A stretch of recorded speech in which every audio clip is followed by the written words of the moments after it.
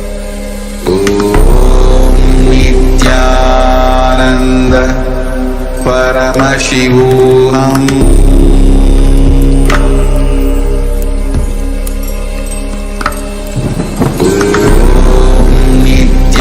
Nithyananda Paramashivoham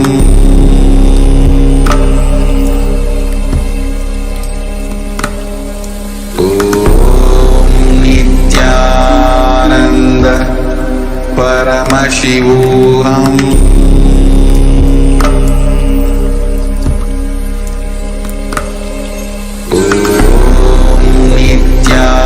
Nithyananda Paramashivoham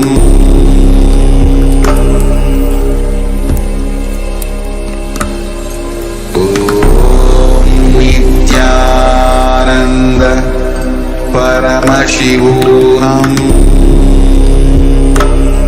Nithyananda Paramashivoham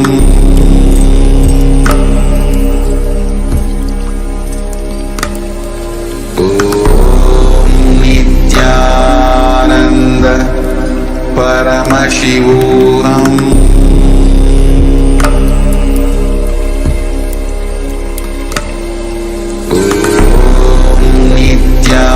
Nithyananda Paramashivoham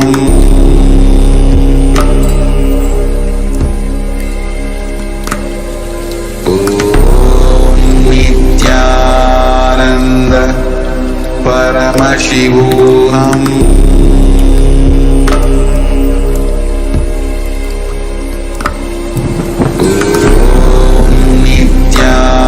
Nithyananda Paramashivoham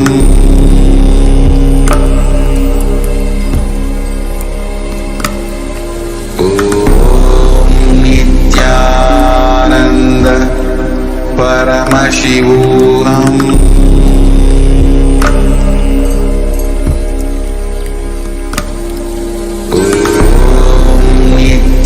Nithyananda Paramashivoham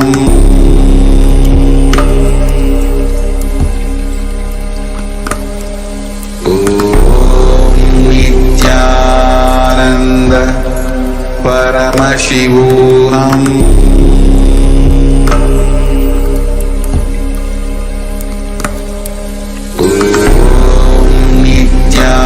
Nithyananda Paramashivoham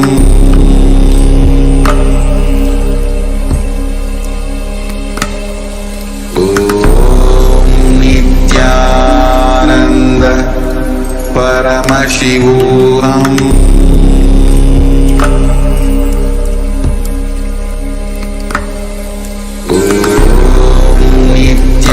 Nithyananda Paramashivoham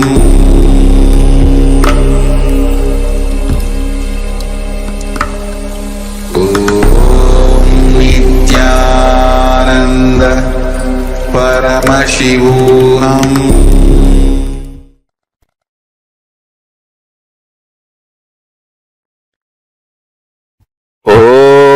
Om Satyo Jatam Prabhatyami Satyo Jataya Vai Namo Namaha Bhave Bhave Nati Bhave Bhavasvamam Bhavodbhavaya Namaha Vamadevaya Namo Jyeshtaya Nama Sreshtaya Namo Rudraya Nama Kalaya Nama Kalavigaranaya Namo Balavigaranaya Namo Balaya Namo Balapramadhanaya Nama Sarvabhuta Damanaya Namo Manonmanaya Namaha Akorebhyo Takorebhyo Gora Gora Darebhyaha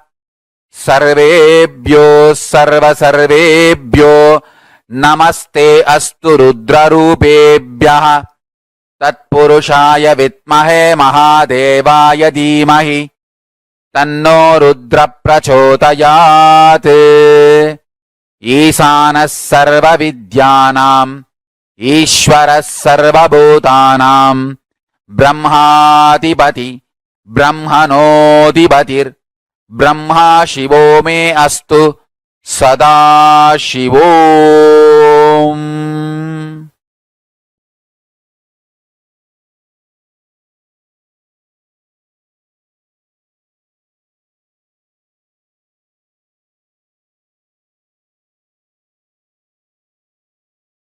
ॐ नित्यानन्द परमशिवोऽहम्.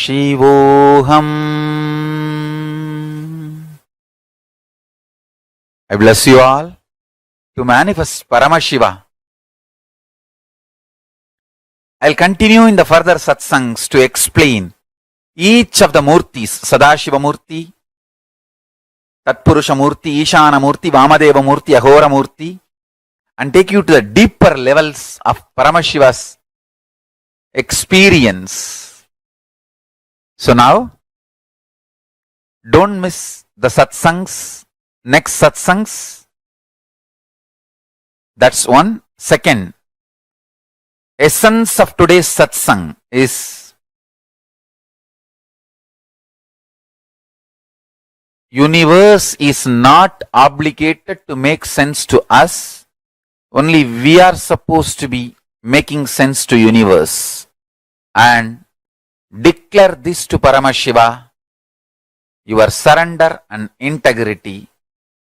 Request him to manifest in you and your life. So with this, I bless you all. Let's all radiate with integrity, authenticity, responsibility, enriching, causing, living Shuddhatvaita Saivam, Paramashivoham, the eternal bliss, Nithyananda. Thank you. Be blissful.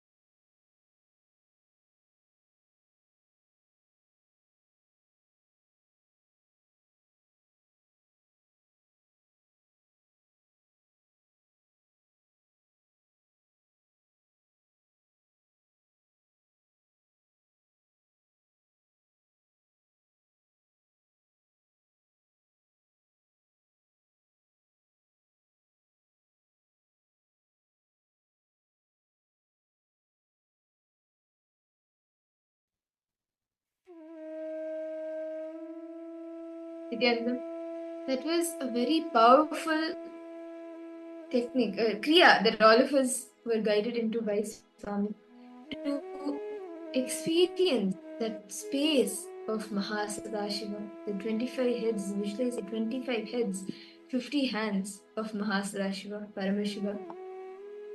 And in that same space, shall we all enter into the power manifestation? Actually, today we have a very interesting power. It's called Synthesia. We all understood and saw how Paramashiva manifests the 25 faces. Means when he is creating, he continues to create. When he's eating, he also does sustenance. Or when he's sustaining, he puts into delusion also. Or he's putting into delusion, he creates.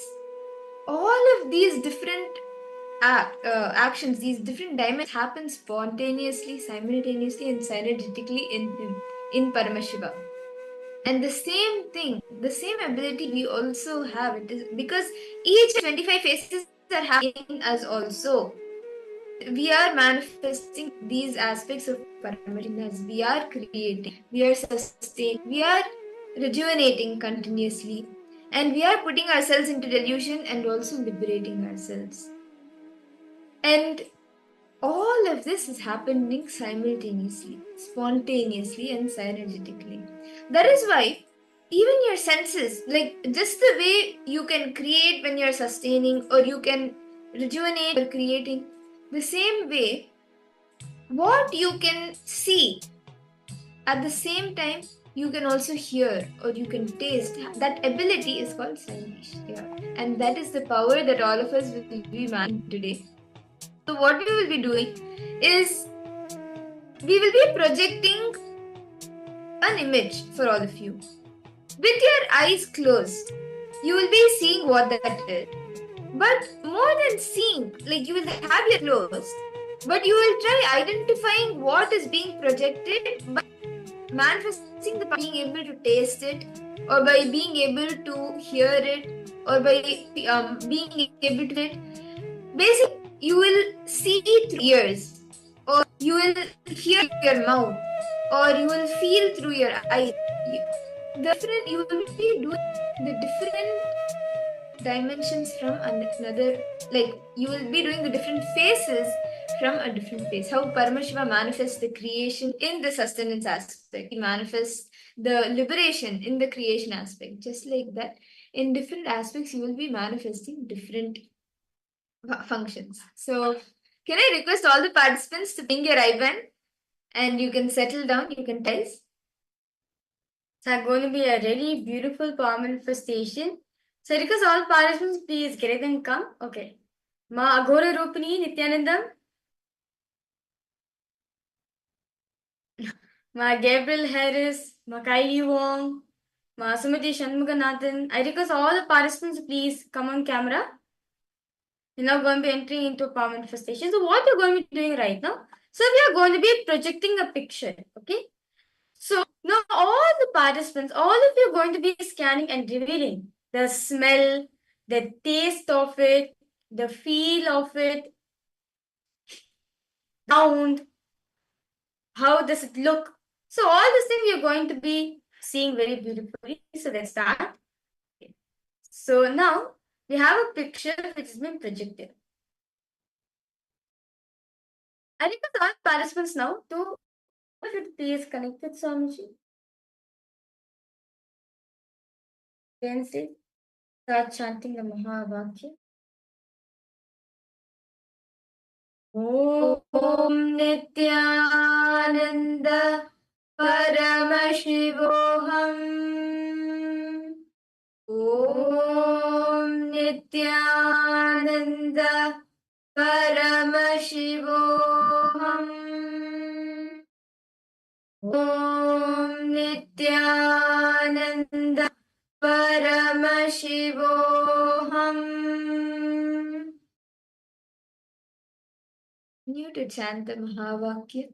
And we are projecting an image for all of you. Start seeing with your eyes closed. Start seeing what it is. Be completely aware of what you are hearing, what you are feeling, what you are tasting. It may reveal it to you anyway. Try hearing what the object, the item is. Try smelling it. Try tasting it. Try feeling it. Nithyananda Paramashivoham Om Nithyananda Paramashivoham Om Nithyananda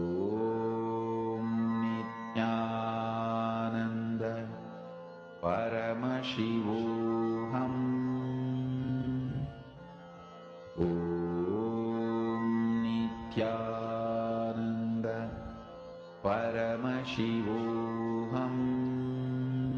Yes. Please relax. I request participants, you can now open your eyes. And you can post in the chat what were you able to see, hear, taste, smell, or feel. Whatever you were able to experience through your senses. Can I request all the participants to please post? What did you hear? What did you smell? What did you taste? What did you feel? Or what did you see?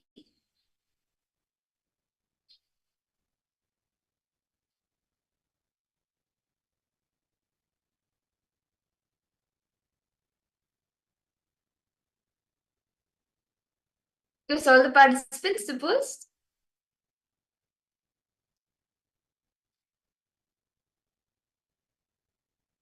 Ma Siyavu, Ma Vamadevi, Ma Ananda Agora Rupini, Ma Sharmain. Each of you, how did each of you manifest this power? What did you experience? Ma Margarita? Malinga, what did Swamiji show you? I request all the participants to post. What is it that Swamiji showed to each and every one of you? Maghore Rupini, and then one if you drink some water and kamma, you'll feel fresh, you'll feel better.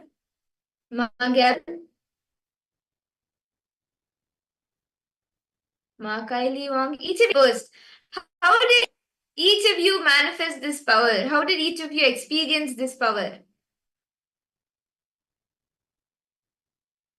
Mani Durga?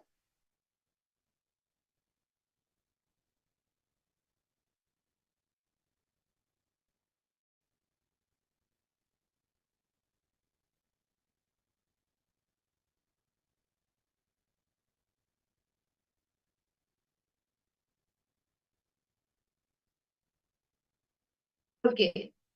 So now shall we see what was being projected, what the image was? Shall we all verify answers? So, the image which has been projected to the participants is an almond. So, actually, if you see in the microscopic level, it's actually an almond, like basically like badam. Yes. So the answer is almond. You can see that it is sweet, semi-bitter. Touch is hard and rough.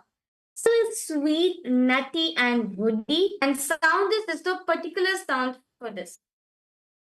Okay. So this is the microscopic picture of an almond. Let's manifest one more round, okay? Can I ask all participants to please, if you're having any, if you want to get some coffee or want to drink some water, please do get it now.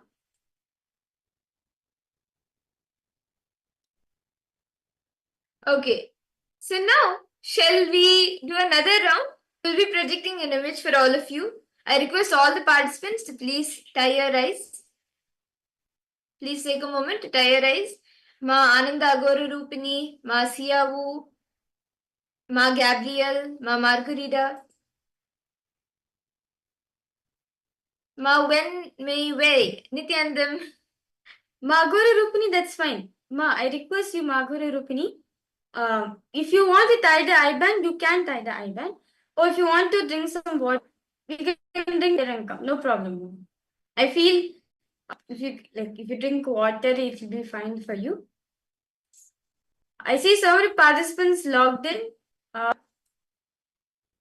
Siyahu, Ma Vamadevi, Ma Shuli Durga, Ma Shobhana, Ma Gabriel Harris, Ma Kritika. Yes, Nithyananda.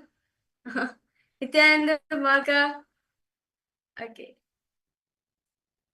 I request all participants, please participate. See, only if you participate in the palm manifestation, you'll feel a confidence. You'll build a confidence within yourself that Swamiji is manifesting through you. Okay, so now we'll be projecting an image for all of you. Start seeing. Connect to Swamiji intensely. You can chant the Mahasadashiva. Connect to Swamiji intensely and be aware. Focus on all your senses. Try hearing, tasting, smelling, feeling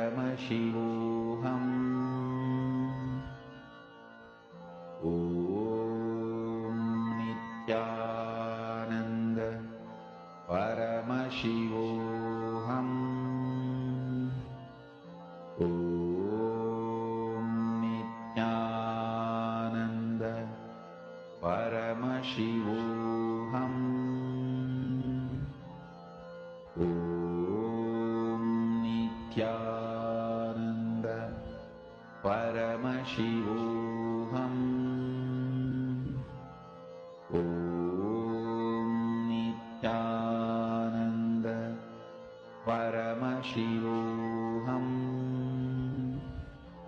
Om Nithyananda Paramashivoham Om Nithyananda Paramashivoham Om Nithyananda Paramashivoham Om Nithyananda Paramashivoham Om Nithyananda Paramashivoham Om Nithyananda I request all the participants to please relax. Paramashivoham And you can post in the chat whatever you were able to see, hear, smell, taste, whatever you're able to feel through your senses. Can I request each of the participants to post? Ma Agoru, what did you see, ma? Ma Margarita, Ma Siavu? Paramashivoham Can I request the participants to post whatever Swamiji revealed to you? Nithyananda Paramashivoham Please detail it out in the chat. Om Nithyananda However, what the smell, the taste, the feeling. I request all participants to start posting. Okay, Ma Linga has posted sweet. Okay. Ma Gola Rupani, Nithyanandam. Ma Gola Rupani, you can also post what you've heard, smelled, tasted, whatever Swamiji revealed to you. Ma Kritika, what did you see, ma? What did you hear, smell, taste? What did Swamiji reveal to you? Ma Gabriel, what did Swamiji show to you? Ma Siabu, Ma Vamadevi, Ma Huang Meshi, I request all the participants to post. Yes, Ma Ishwari Murli, I request you too to post, ma. What did Swamiji showed you? Paramashivoham Om Nithyananda Like rocky candy. Okay. Paramashivoham Om Ma Linga, what else did you see? Nithyananda Paramashivoham Or like what else did you taste or hear? And the sweet and like the sweet you tasted, did you taste it? And the like rocky candy you like saw it white. You're able to see it white. Okay. Paramashivoham That's nice. Okay. Okay. Ma Shobana, you've posted birds on trees, smell of flowers, and lots of trees. Okay. Malinga, you're able to see square. Okay.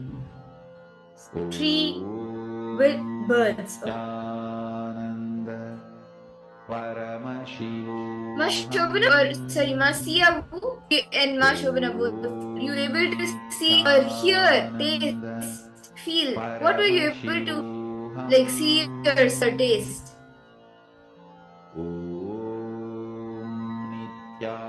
Like pink biscuits, like seawater. Okay.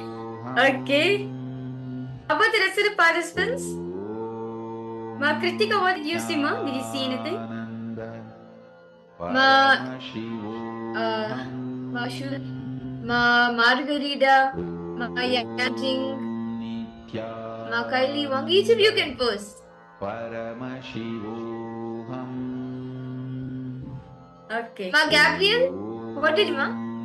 Ma Gabriel Harris, yes. Nithyanandam, what did Swamiji show you, Ma? Ma Wang Hanyu, Nithyanandam, nice to see you, Ma. How are you feeling? Paramashivoham. Okay. We see you waving.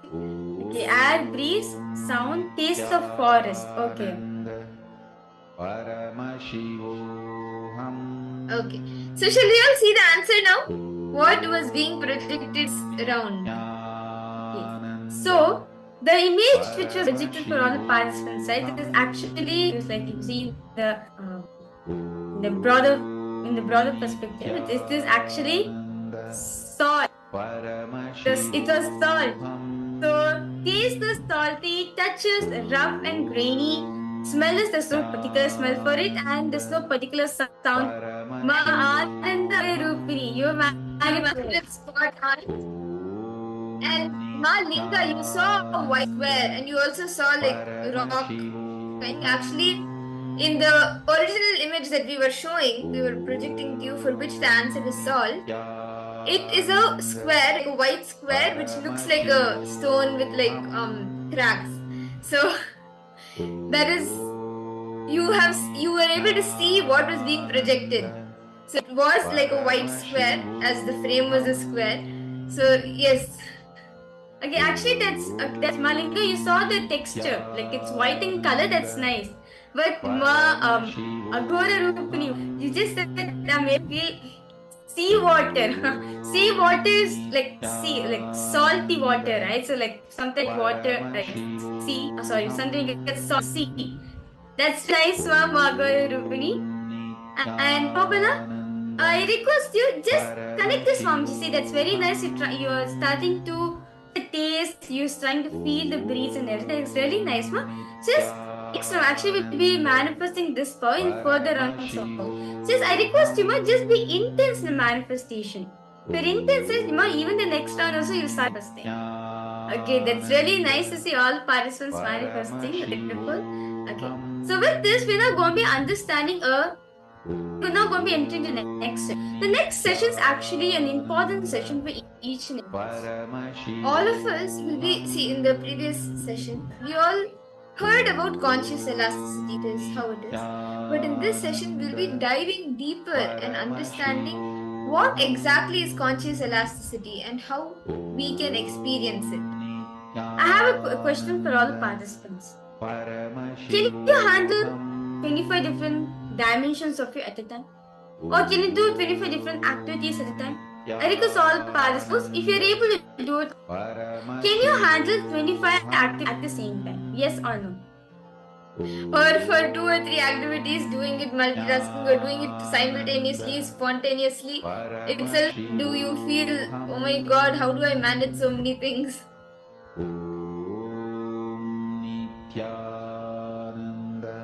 For the all of you, yes? Sometimes we like need I'm not able to handle 21 things Sama is asking. See, in this session is called the conscious elasticity. The 25 dimensions of you. The 25 dimensions of you are happening simultaneously, synergetically, spontaneously, with any chaos, without any green completion or any pattern. All these 25 dimensions are existing in complete peace and harmony and completion. This is the concept called the conscious elasticity, where you're going awakening the 20 dimensions of you and letting all these 25 dimensions of you be manifesting at the same time. So basically, this is going to be Swami going to be expanding how your consciousness can expand. Your consciousness can expand. You're not just limited to one thing, doing one thing at a time. No. Your ability to do 25 different dimensions of you at the single time. So let's now listen to this beautiful truth revealed by Swamiji on conscious elasticity.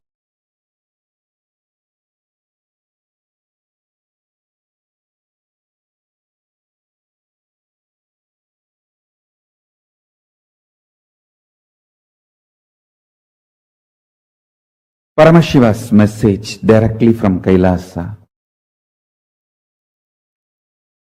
Conscious elasticity is ability to unclutch and operate. Ability to unclutch and operate. In Sanskrit, we use the word called Sahaja Samadhi. Ability to be absolutely stress-free, but alive, active, vibrant.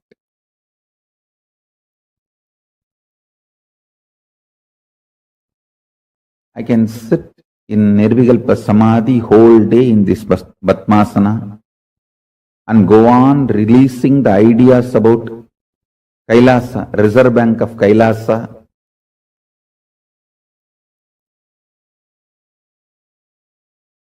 Understand the principle of conscious elasticity, then you will be able to understand what I am trying to share with you all. Conscious elasticity means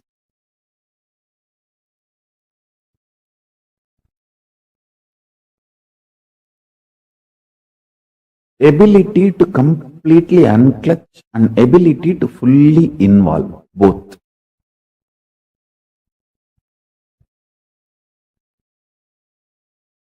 This ability gets built in your system when you start enjoying unclutching more and more.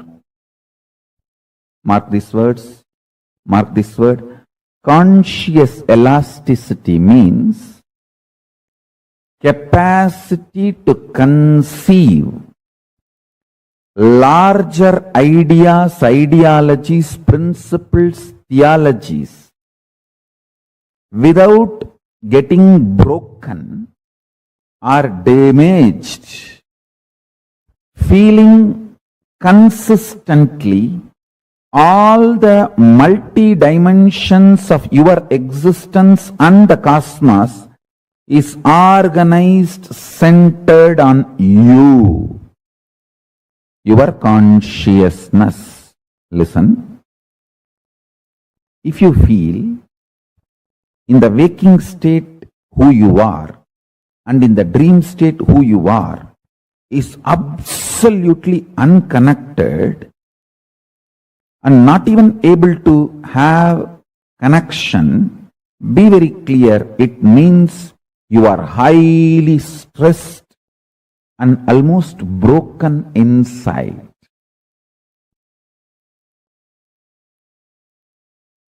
The multiple parts of you, dreaming part, visualization part, thinking part, emotional component, feeling component, deciding component, all this,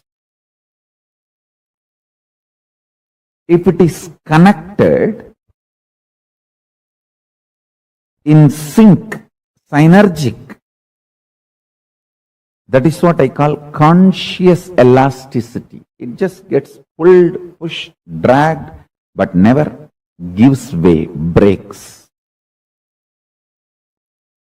Falling into dream state, falling into deep sleep, getting out of it, should be almost like a sweet vacation. Sweet vacation. Listen. In 2003, the work I wanted to do in the Sacred Arts department, publication department, temple department, Gurukul department, which I dictated as the instructions, now I can repeat as it is and continue from there. And what all I completed, what all I need to restart, the whole thing is in my brain, stress-free. It is because my decision to coexist with all my internal multi-dimensions has made me live stress-free and gave me the conscious elasticity to live with the external things also, stress-free and coexisting. Listen.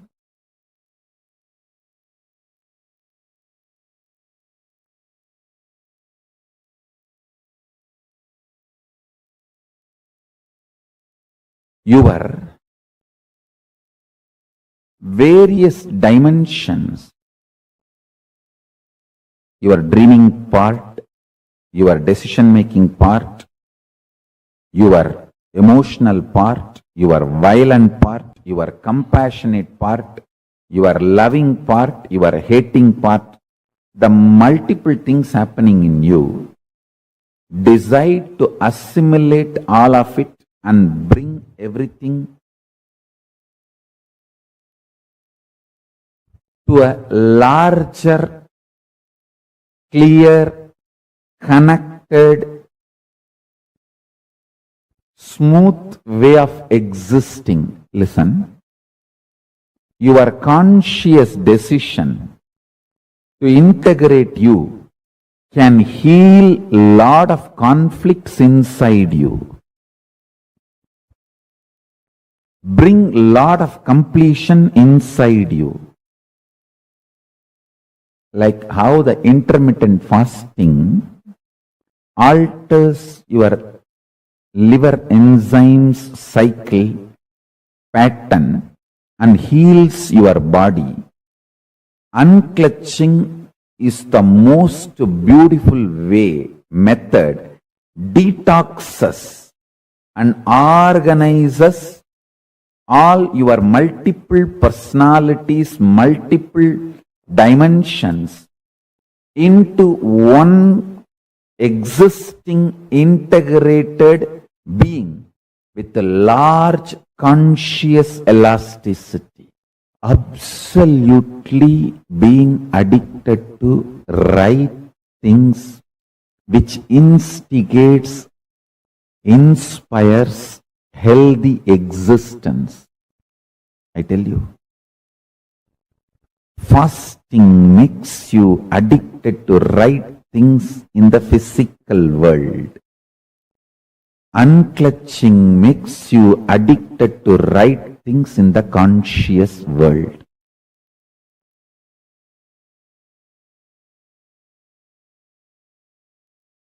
Conscious elasticity, your ability to be in Nirvikalpa Samadhi, absolute unclutched space, and your ability to be fully, passionately involved with life,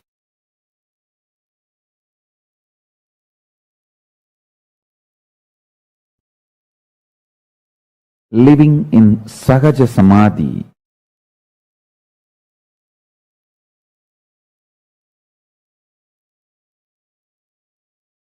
first, it is possible. Second, it is supposed to be built consciously. Third, human brain is hardwired for it.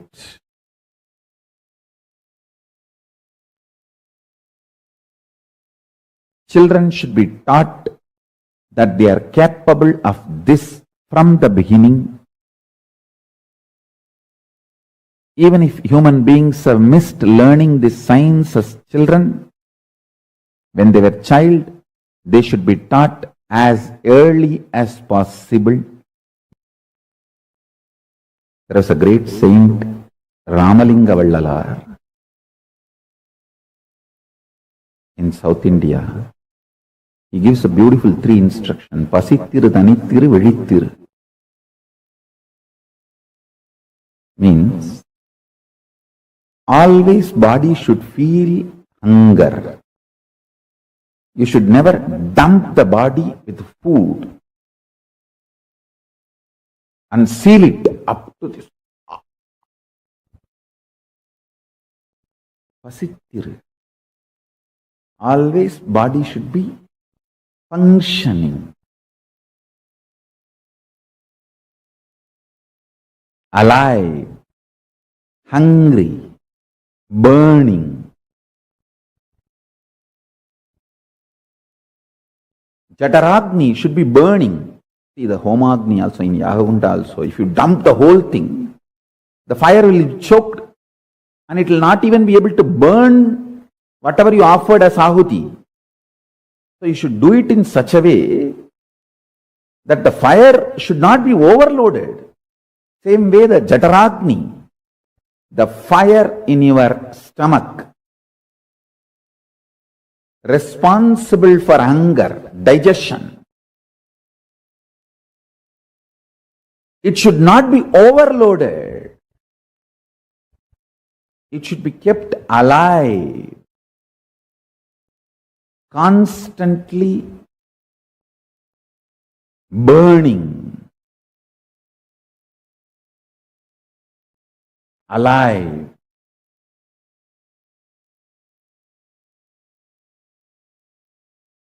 Excited, inspired, burning. Listen carefully.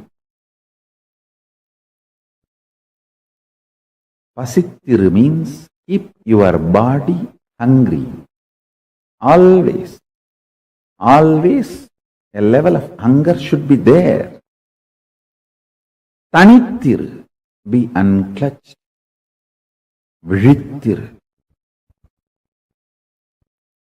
be fully alive in the state of Turiyatita and Turiyatita. That's the essence of this great saint's teaching, Ramalinga Vallalar. Pasittiru, Tanittiru, Vizhittiru. These three will make the conscious elasticity happen in you. But I tell you,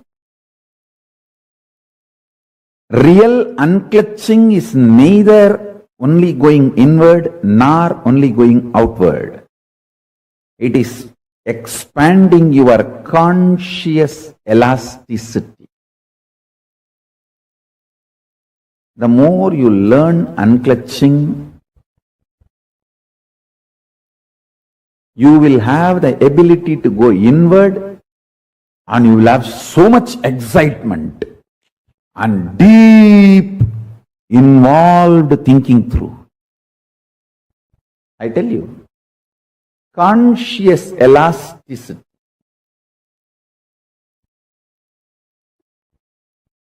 capacity to be in absolute Turiyatita, in Nirvikalpa Samadhi, and Jakrat, involved.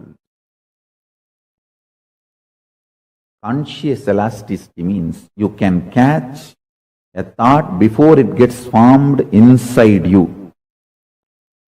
Microscopic.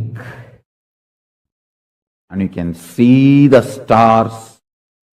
Telescopic. And know the path it is traveling. Understand? You can catch a thought before it forms inside you. Microscopic. You can see the stars and its path. Telescopic. Is what I call as conscious elasticity. I tell you, you are simply capable of it. You are simply capable of it. The long hair has multiple implications in developing conscious elasticity. Sahaja Samadhi. Conscious elasticity. If you visualize you with all these 25 phases of Paramashiva, the different aspects of your life, your capacity to keep everything integrated to your consciousness is conscious elasticity. If you feel these 25 faces, heads of Paramashiva is on your head, the neck muscle actually keeps all the heads integrated to your body. Same way, the conscious elasticity is the neck muscle keeps all these 25 phases and paces of you, keeps integrated to your consciousness. Understand? All of us are doing these 25 activities. You are creating, maintaining, maybe in small scale, destroying, putting in delusion, pulling out of delusion, liberation. All of us are doing. See, when you give a consolation, a loving smile, or a simple loving hug to a friend, you are liberating that person from suffering. So every day, knowingly, unknowingly, all of us are doing all these 25 activities. If you are in chaos, disorganized, you suffer as bandha jiva, bound soul. If you become organized, understand this 25 phases of you is part of you and integrate them. By building a conscious elasticity, you become Paramashiva. Unclutching strengthens your conscious elasticity. Your ability to be a creator or rejuvenator or liberator or destroyer or deluder, all your dimensions will be in sync if you know how to be unclutched. By more and more unclutching, build conscious elasticity, intense involvement is the expression called Shakti, is directly proportionate to your ability to be in the space of Nirvikalpa Samadhi, Shivam. Ability to be in Shivam is directly proportionate to the manifestation of Shakti. Manifestation of Shakti is directly proportionate to your ability to be in Shivam.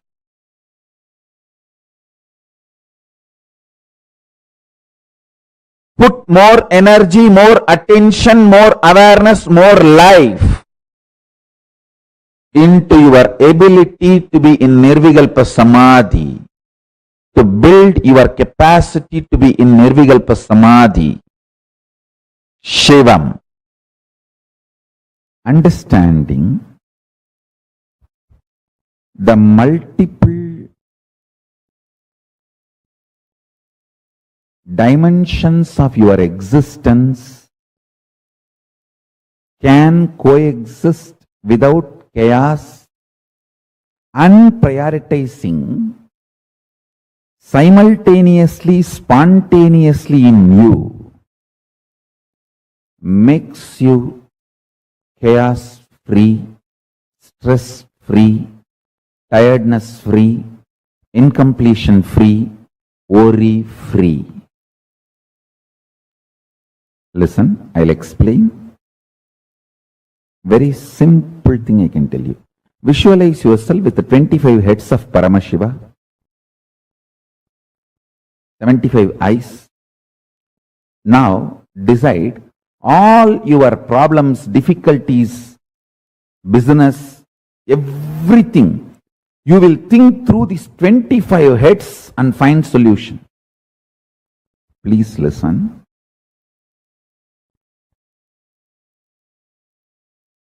These visualizations like 25 heads of Paramashiva 75 eyes of Paramashiva, 50 hands of Paramashiva, all this expands your conscious elasticity. Mark these words. Mark this word. Conscious elasticity means capacity to conceive larger ideas, ideologies, principles, theologies without getting broken or damaged, feeling consistently all the multi-dimensions of your existence and the cosmos is organized, centered on you, your consciousness. Listen, when I ask you to visualize you have 25 heads, I am just multiplying your capacity to grasp number. I am making your brain to think larger numbers. 25 head, 75 eyes, 50 hands. So, the higher numbers are becoming your own extension.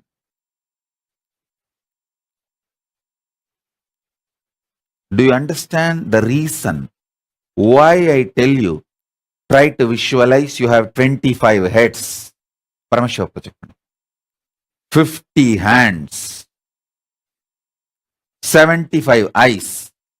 You will never do more than 3 head. After that, okay, 25 head. Photo is there, na? Okay, 25 head. 50 hand, many hands, okay.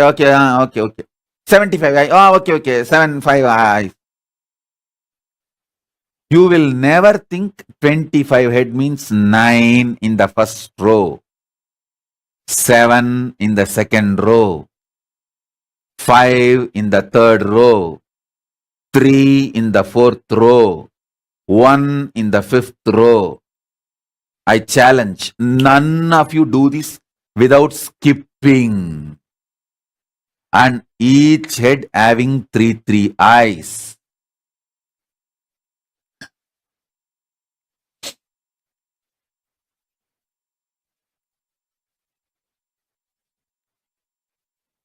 "50 hands" means 2, 4, 6, 8, 10, 12, 14, 16, 18, 20, 22, 24, 26, 28, 30, 32, 34, 36, 38, 40, 42, 44, 46, 48, 50. Never you go through the meditation. Now, how many of you understand? You never meditated on Paramashiva. Listen. All you need to do, visualize you are Paramashiva. With the 25 heads, 50 hands, 75 eyes, visualize you are Paramashiva.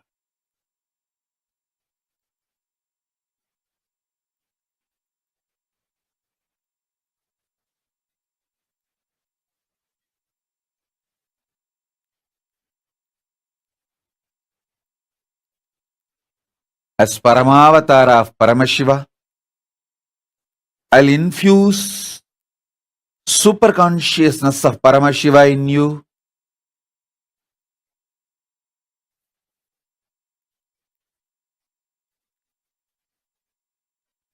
without conscious negligence. First, visualize 25 heads, 9 in the first row. 1, 3, 5, 7, 9. Visualize the first row. Om, Shiva, Shiva, Shiva, Shiva.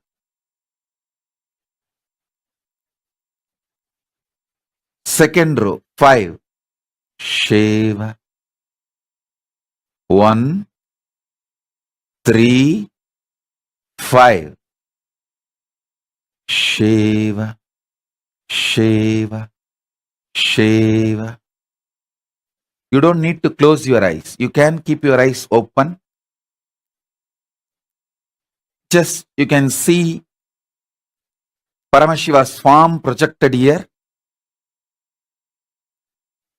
Third row.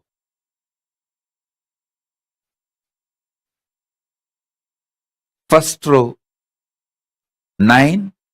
Second row 7. 1, 3, 5, 7. Third row 5. 1, 3, 5. Fourth row 3. 1, 3. Fifth row 1. All these 25 heads are connected to your body through one neck. All these 25 heads are independently thinking, feeling, processing, alive.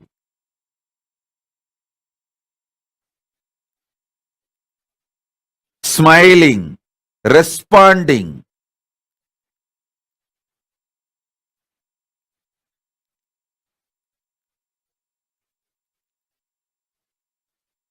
Om, Om, Om, Shiva, Shiva.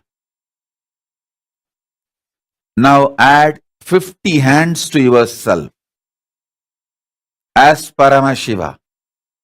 2, 4, 6, 8, 10, 12, 14, 16, 18, 20, 22, 24, 26, 28, 30, 32, 34, 36, 38, 40, 42, 44, 46, 48, 50.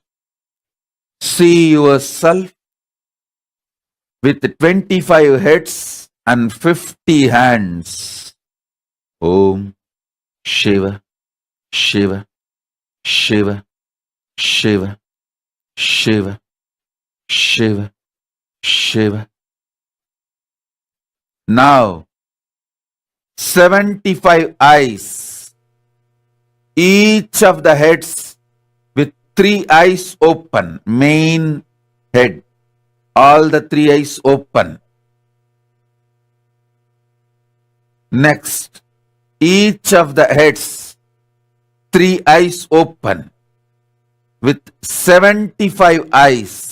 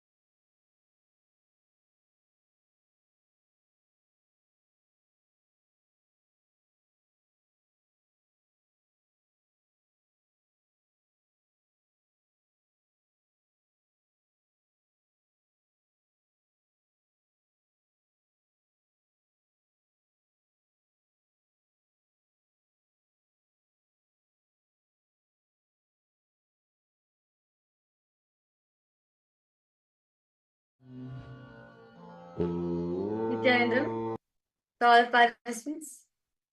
That was a very beautiful meditation.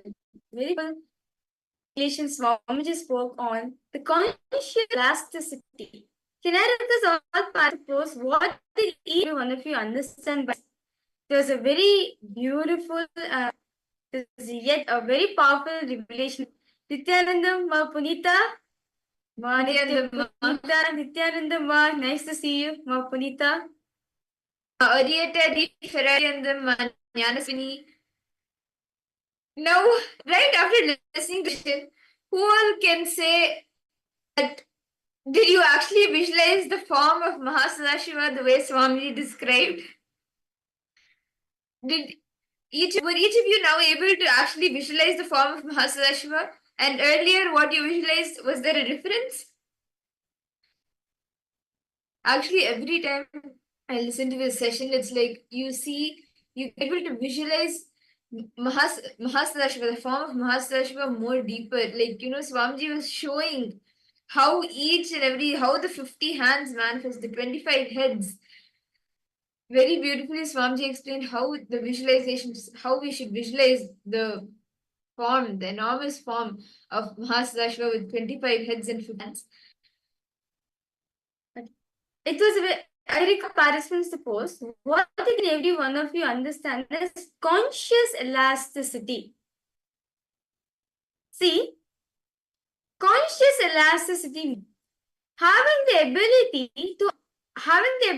to see the 25 dimensions of you, the 25 dimensions of you simultaneously, spontaneously, synergetically existing without chaos, without any incompletion, fear, or it in you. Yes, participants understanding. See, in life, naturally, what exactly does Swamiji mean by this? All of us relate to this one world, right? We only see this one aspect of it. Yeah. Swamiji says there are totally 25 different dimensions of us. There are totally 25 different dimensions of us. These 25 dimensions of us are there in each and every one of us. Just needs to be awakened. This can be awakened by visualizing yourself as Bhagavan Mahasadashiva. If have all the participants have seen the picture, the deity of Bhagavan Mahasadashiva, that 50 heads, 25 heads, 25 heads, 75 third eye, 50 hands, right? We visualize it as one picture, right? But what's Swami this? The whole, like first row, 9, second row, 7, third row, 5, fourth row, 3, fifth row, 1. Like this 50 hands coming together, that whole darshan, right? Visualizing, understand the power of visualization is even your neurons gets rewired. So what is this exactly? This conscious elasticity, having the ability to handle 25 different dimensions of you at a time, simultaneously, spontaneously, synergetically, without fear, incompletion, path of incomplete peace and harmony. Usually, all of us with just hearing about multitasking or hearing about, okay, like you may manifest a certain situation where you need to do one task and at the same time task comes up and another one comes and then you end up getting so frustrated that nothing happens. Usually we all end up in this situation, right? But conscious elasticity, being able to experience these 25 dimensions of you, and experience all of them simultaneously, spontaneously, and synergetically within you. So if you actually visualize, you with all these 25 phases of Paramashiva, the different aspects of your life and the capacity to keep everything integrated to your consciousness is awakened. That happens in you. You experience And that is elasticity. Every day, knowingly or unknowingly, we all actually do all of these 25 activities. Whether you know it or you are still doing these 25 activities. You are breathing, at the same time walking, at the time you may be cooking, or at the same time you may be studying, you may be reading something, you may be scrolling through your phone, or you will be generating new thoughts, new ideas. Whether you know it or not, you are doing these 25 aspects continuously.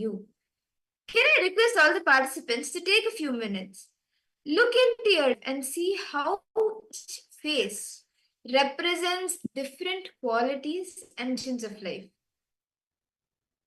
Is so far all participants are understanding 25 dimensions of Bhagavan Mahasadashiva. I request all participants to post if you have any doubts, any questions, do feel free to post in the chat section. See, what does Swamiji mean by these dimensions of us? See, all of us know the 5 actions of Paramashiva, right? Creation, sustenance, rejuvenation, putting in delusion, and liberation. Right? Is all of us are clear with this 5? Yes? Okay. Now, these 5, right? These 5 actions of Paramashiva, crisscrossing the combination of all these 5 put together is this 25 pages Paramashiva. How many of you are catching this? So, to get in creation, sustenance, creation, rejuvenation, creation, delusion, creation, and liberation. Same way in sustenance, creation, sustenance, rejuvenation, sustenance, delusion, sustenance, and liberation. Now, rejuvenation, samhara aspect. Rejuvenation, creation, rejuvenate, sustenance, rejuvenation, delusion, rejuvenation, and liberation. Next, delusion. Delusion, creation, delusion, sustenance, delusion, rejuvenation, delusion and delusion.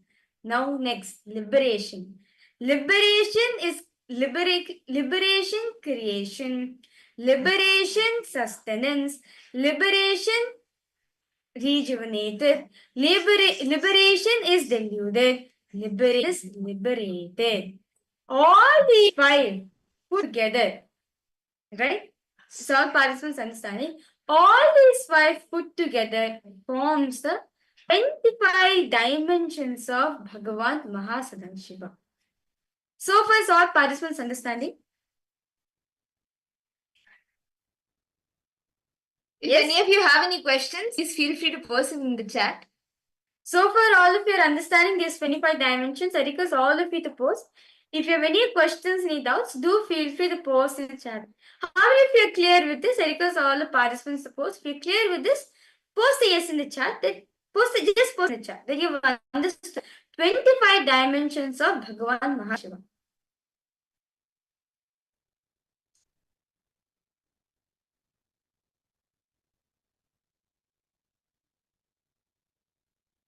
Yes? Is everyone understanding? Ma Punita, Ma Orieta, Ma Fatima Dhani, Ma Sharmain, Ma Wenmevi, Ma Jnanaswarupini, Ma Saralananda, Ma Yanhui Jing, Ma Kritika, Ma Shobana, Ma Shulini Durga, Ma Kaili. All of you can post. Are each of you understanding? Ma Aguru Rupini.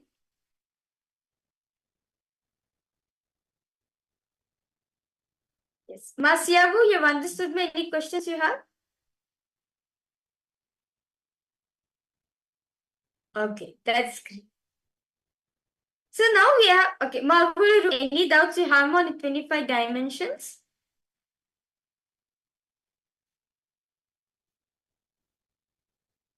Okay. No. So now, these 25 dimensions, just like how Mahasadashiva, now, if you see the aspect of Bhagavan Mahasadashiva, if you just see in Mahasadashiva, he has 25 heads. Each head represents one of these actions. So, only 25 actions. 25 heads. Same way, we also have 25 dimensions within themselves.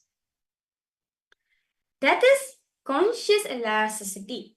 Having the ability to handle 25 different dimensions of you at a time, spontaneously, simultaneously, synergetically, without any fear, greed, incomplete anything, with pure completion and peace. This is called conscious elasticity. So we're now going to be understanding further. What is this elasticity exactly? All of us now, very beautifully, Swamiji gave us a guide. Swamiji gave us a very beautiful guided meditation, right? To visualize Bhagavan Mahasadashiva. By one, we have to enjoy that form. Many times, what we do, we just okay, I'm just visualizing picture. Visualizing picture is not the thing. You have to feel that you are Mahasadashiva. You feel that the 20 points you are carrying, the way hands you are carrying, that weight, right? Feel the way, like on your shoulder, you're on your board carrying 25 heads. You are carrying 50 hands. Visualize that, experience that, and look into your life and see how each phase represents different qualities and dimensions in your life. So please take a few minutes. I request all the participants take a few minutes to write this.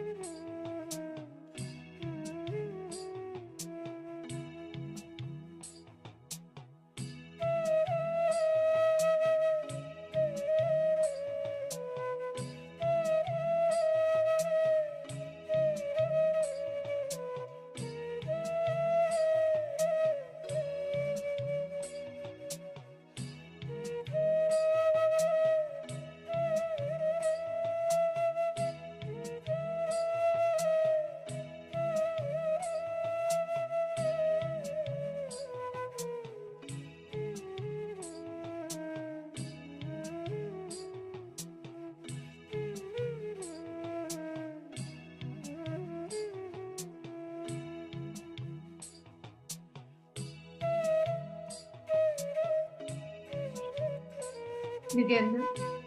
I hope all of you are able to look in and see how you are mastering these different aspects, these different qualities, spontaneously, simultaneously, and synergetically in you. I request all of you to visualize Paramashiva. Naturally, visualize each of the 5 faces. Spend a few moments, each one. Feel the 25 faces. Feel the 25 heads of Paramashiva on your head. Feel how neck muscles are actually keeping all the heads integrated to your body.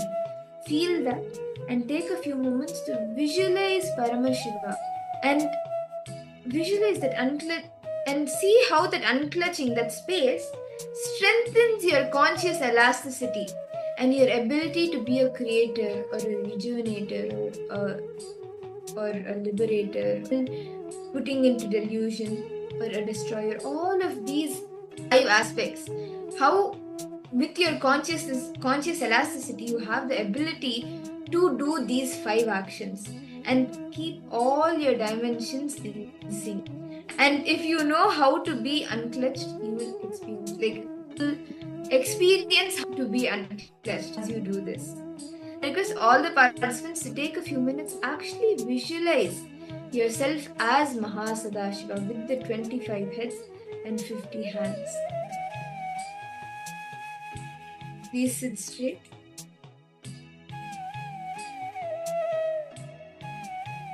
So all participants now, please close your eyes. Let us all now visualize Bhagavan Mahasadashiva in our inner space. Because all of you to please close your eyes.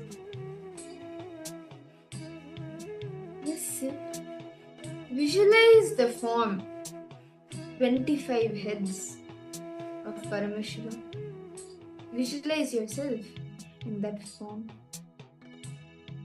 Feel that weight, feel every dimension, every phase.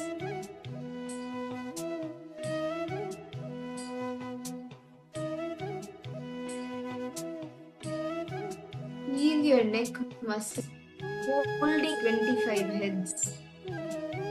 Feel your body hold weight.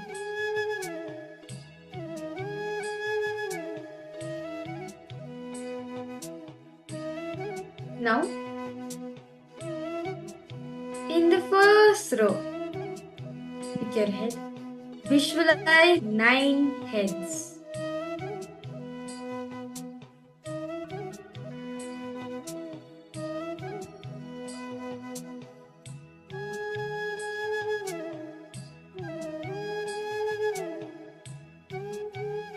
Visualize you are having 9 heads of Bhagavan Mahasadashiva. You are having the 9 heads in the first row.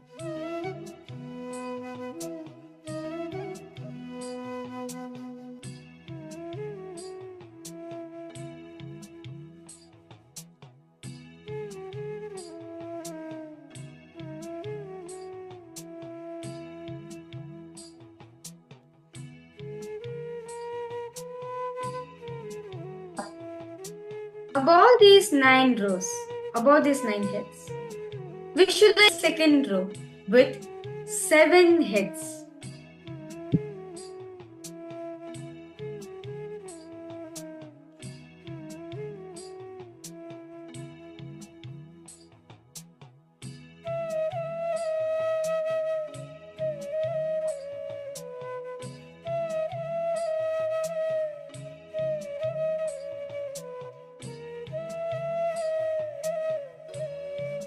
Slowly start visualizing above the next row with the 5 heads.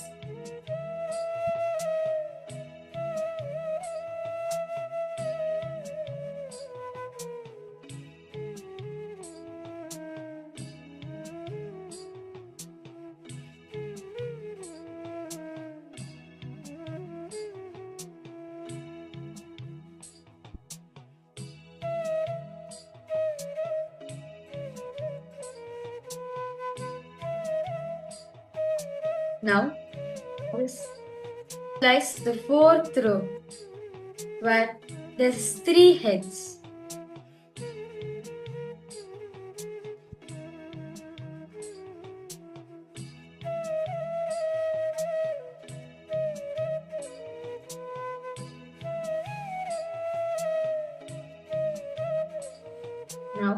above them. Visualize one head, the fifth row with one. Experience each of the 25 dimensions as you visualize the planets.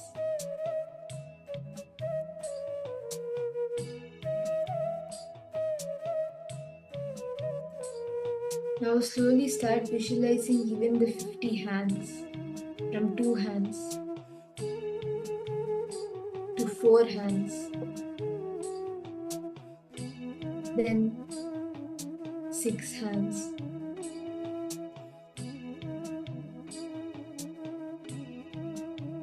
then 8 hands, 10 hands,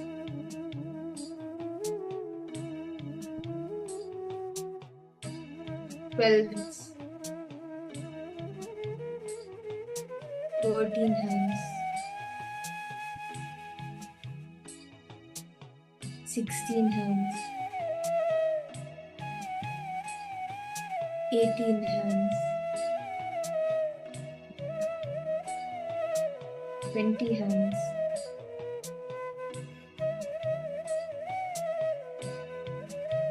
22 hands,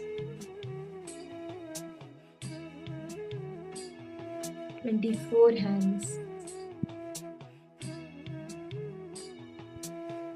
26 hands,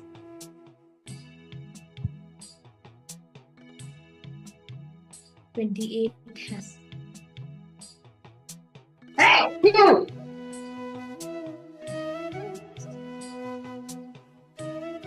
30 hands,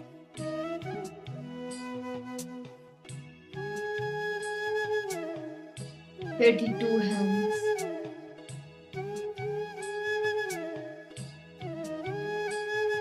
34 hands,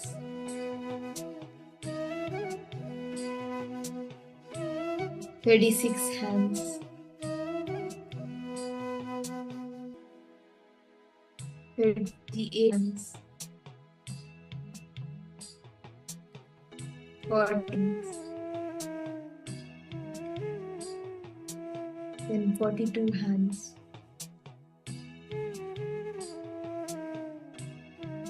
44 hands,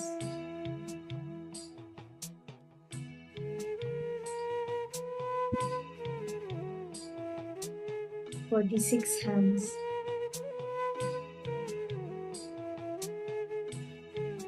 48 hands, 50 hands. Visualize the entire form of Bhagavan Mahasadashiva.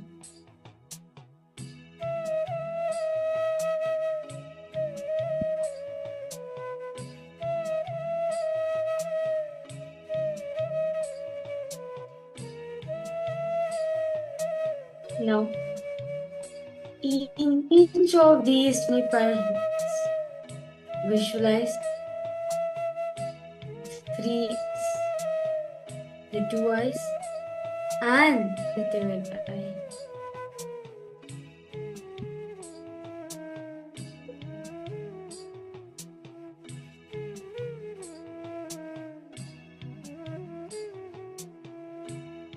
Visualize you're having 75 eyes, 3 in each of the head.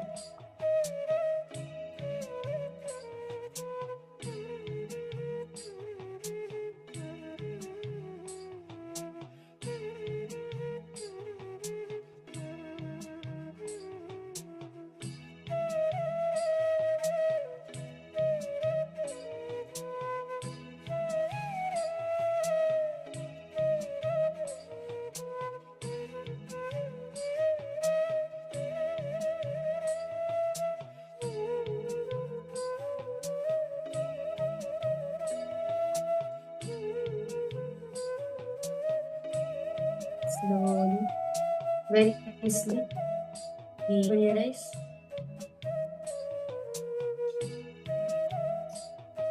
Build up.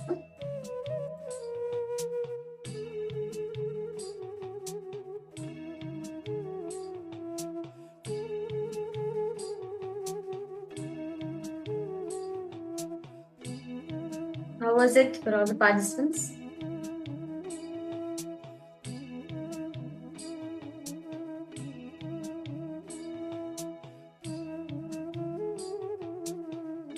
How was the visualization? All of us just now visualize ourselves as Bhagavan Mahasadashiva. Ma Wang Hanyu, how did you feel, Ma?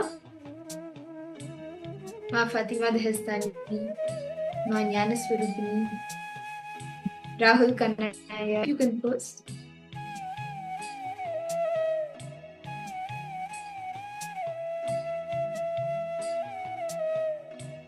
Ma Shobhana, Ma Kaili Wong, Ma Sholini Durga. To each and every participants, heaviness in the neck, heaviness in the third eye. Yeah? The neck, the neck of Mahasadashiva is so thick where all the 25 heads sit comfortably. It integrates all the 5 heads together. Ma Wang Hanyu, you posted a message in Chinese.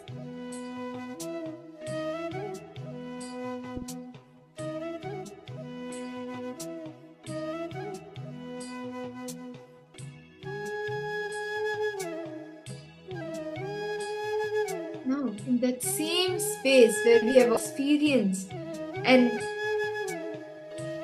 expressed or visualized Mahasadashiva experience, in that's conscious elasticity where you understand that you can manifest these 25 dimensions spontaneously, simultaneously, synergetically in you.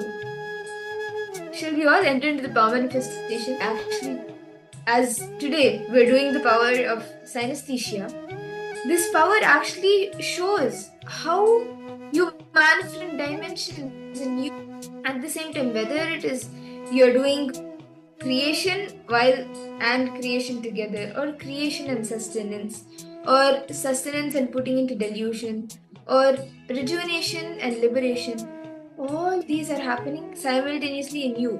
Right now, you are breathing, you are moving, you are thinking, you are visualizing, you are creating thoughts, you are internalizing, and your heart is beating, all of cells are regenerating, all of the 5 dimensions are happening in you, and you can express this also through the power of synesthesia, where at the same time means you may be blindfolded or you may be hearing something, but you'll taste it. You may be seeing something, but you'll be able to feel it. So that's what we will be doing in this power now. We will be projecting an image of you. And with your eyes blindfolded, you will be scanning what that image is. And you will be either feeling it, hearing it, smelling it, seeing it, or seeing it. You may be able to hear a food item, usually we taste, or what you see, you'll be able to taste. Like if you see a sweet, an image sweet, you'll be able to taste sweet. Or if you hear a sound, you'll be able to, like if you hear the sound of drums, you may be able to drums. So like that's what we will be actually manifesting now. We will be projecting in each of you, and with your eyes closed, you will be seeing what that image is, but you will be aware of all your sensories, your hearing, your feeling, your taste, your smell, and your sight. And Swamiji will be revealing to you whatever you see.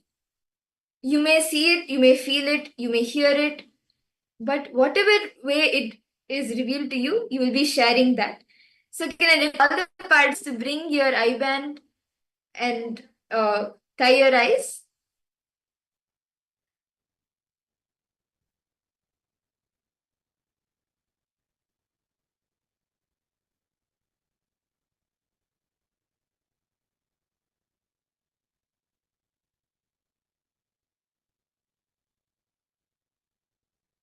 Okay.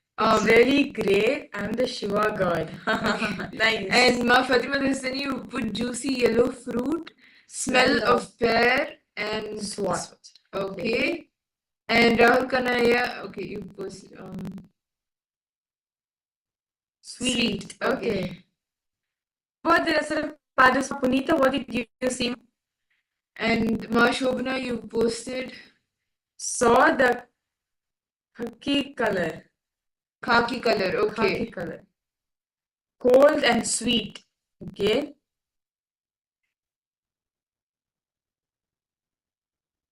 What else? Ma Nyana Swarupini, Ma Fatima Dasani Lieta, Ma Punita.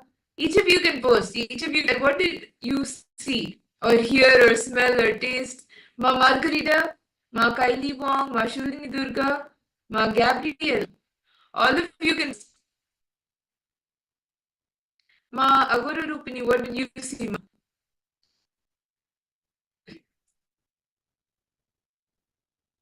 Ma Punita, what did you see? Ma? Okay, Ma Orieta, you posted.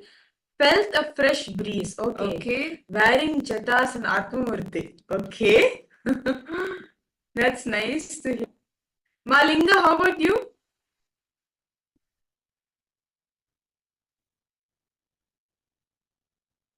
Okay, so clarify the answers for all the participants.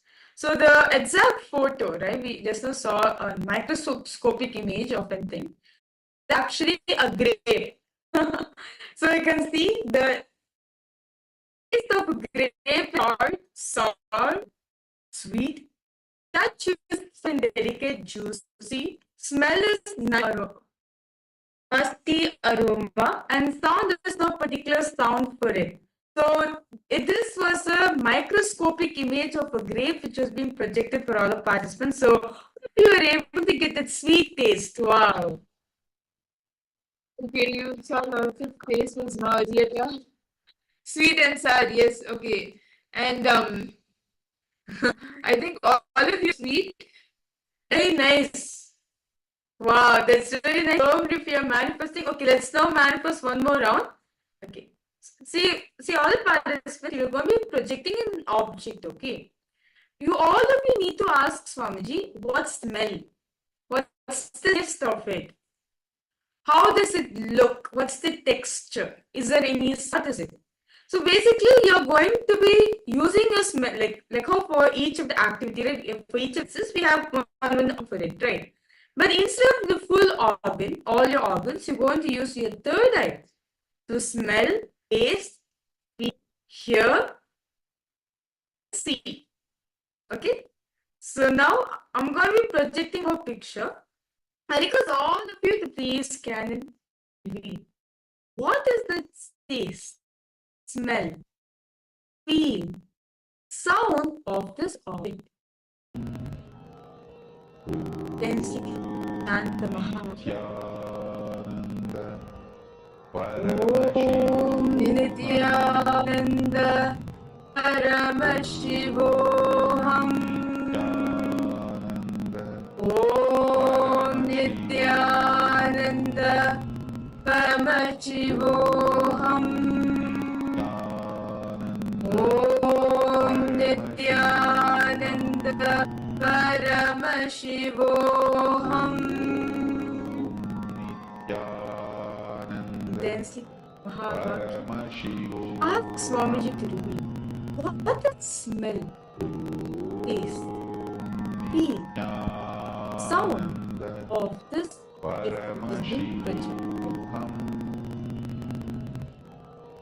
Density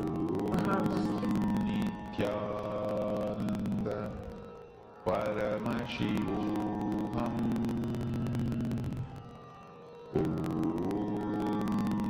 Nithyananda, Paramashivoham. Om Nithyananda, Paramashivoham. Om Nithyananda, Paramashivoham. Om Nithyananda,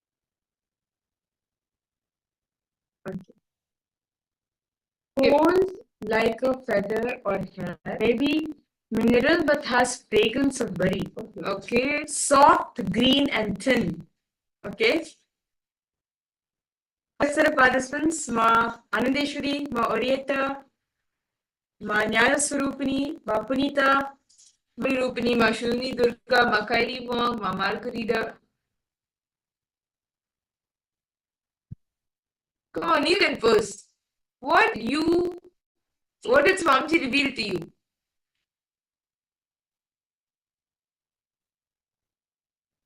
Ma Shobhana Saxena, because all the participants suppose this is that Swamiji showed in every one of you.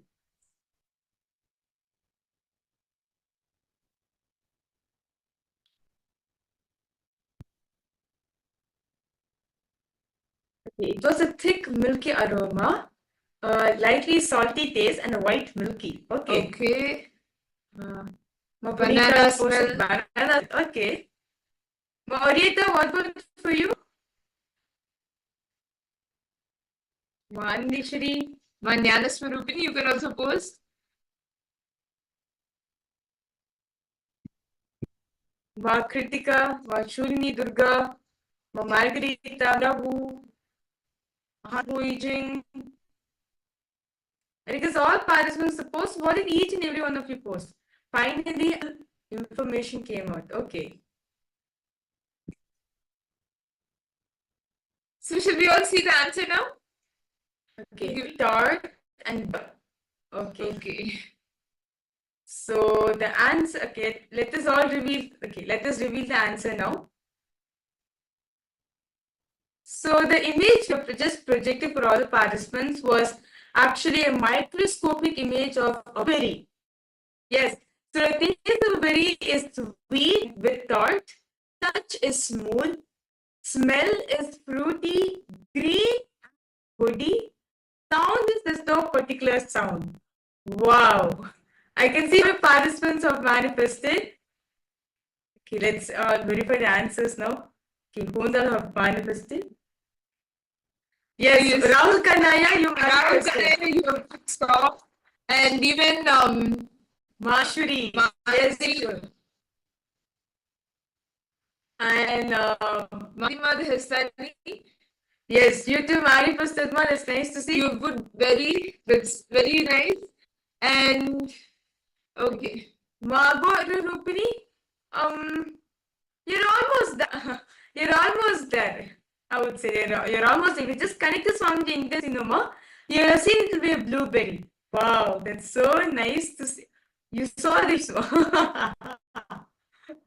You saw these, okay, that's fine.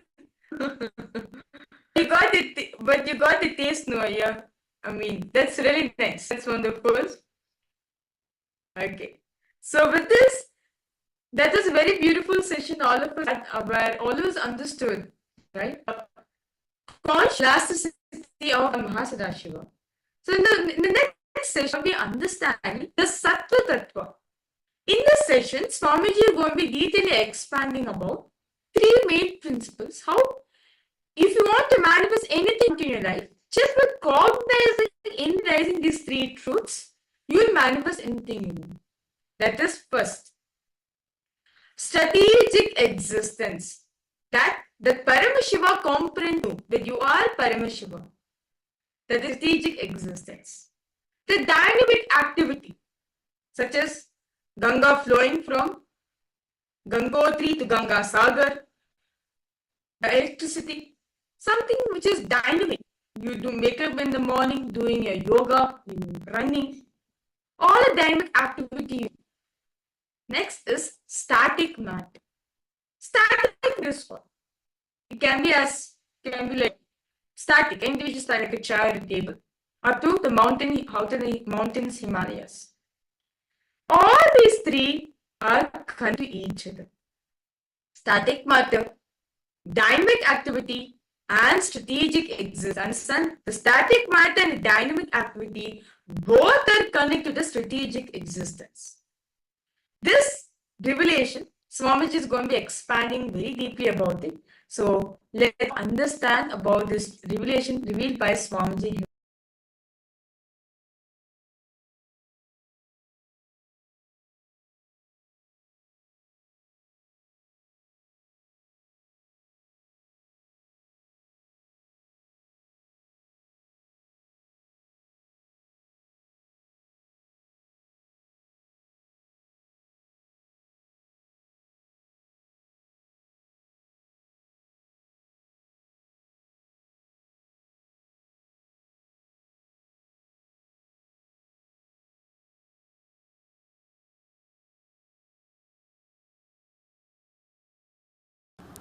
Static matter. All of you know what is static matter. This pillar, the seat on which you are sitting,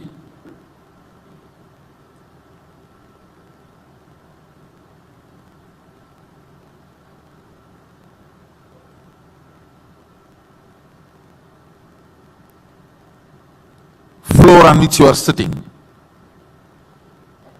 things around you. Static matter, all that is a static matter.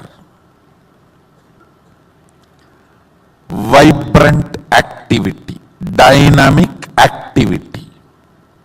That is like electricity, electron, proton, neutron movements. Ordinary electricity connection to this microphone, to atomic explosion, all this are dynamic activity. Listen. Static matter, dynamic activity, strategic existence. There is a part of you which exists not as a static matter, not as just dynamic activity, but as a strategist who can think, who can visualize, who can inspire, who can take decisions, who has choices, who is alive. That component of you is strategic existence. Listen. Static matter, jata. In Sanskrit it is called jata. Vibrant activity, dynamic activity. In Sanskrit we call it Shakti. Even dynamic activity is not independent intelligence. No. It has no independent intelligence. The electricity which comes in this microphone, if you mishandle it, it will shock you. It has no intelligence. Oh, Swamiji is my boss, I should not touch him. No. It has no independent intelligence. Dynamic activity, strategic existence. There is a part in you which makes decisions, strategies, which responds to all the whys. Why you sit on the floor, why you sit on the chair. There are so many whys you go on deciding for your existence. How many of you understand that? Which goes on strategizing in you. Static matter, dynamic activity, strategic existence. Existence of you which goes on strategizing. You go on strategize based on what you perceive as you.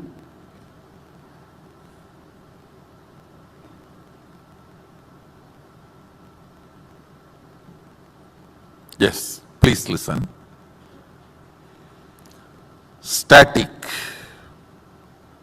matter, dynamic activity, strategic existence.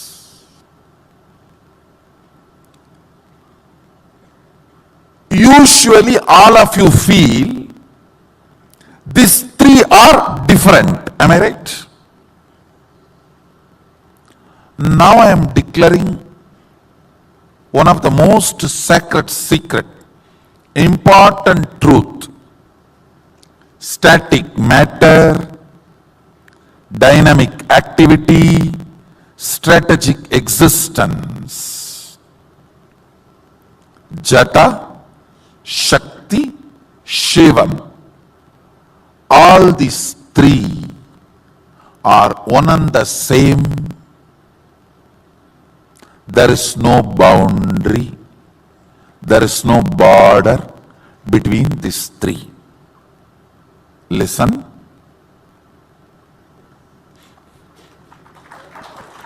Because now I am going to make you live it. Understand, all power manifestation is just to confirm the highest cognitions have become part of your life. Higher and higher cognitions become your driving force. You raise your plane of existence. Highest oneness. Highest oneness. When it becomes your cognition, your plane of existence is KAILASA. The strategic existence which is in you wrongly believes in delusion. The dynamic activity and the static matter is not in your control, which is a lie. The belief you are carrying is a big lie told to you by human beings. Truth from source of your existence, which I am bringing you to now, your strategic existence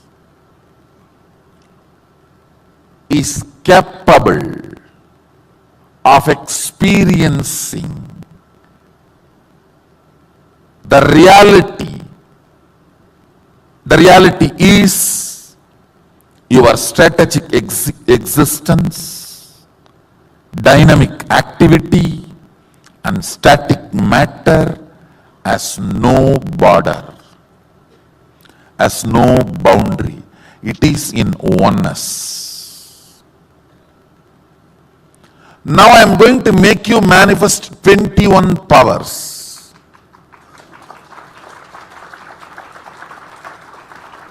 Just to make you understand the multi-dimensions of this truth. Listen. Listen carefully. This, the part of the truth I am sharing with you, this part is called Sattva Tattva. Mahadeva reveals in Agama.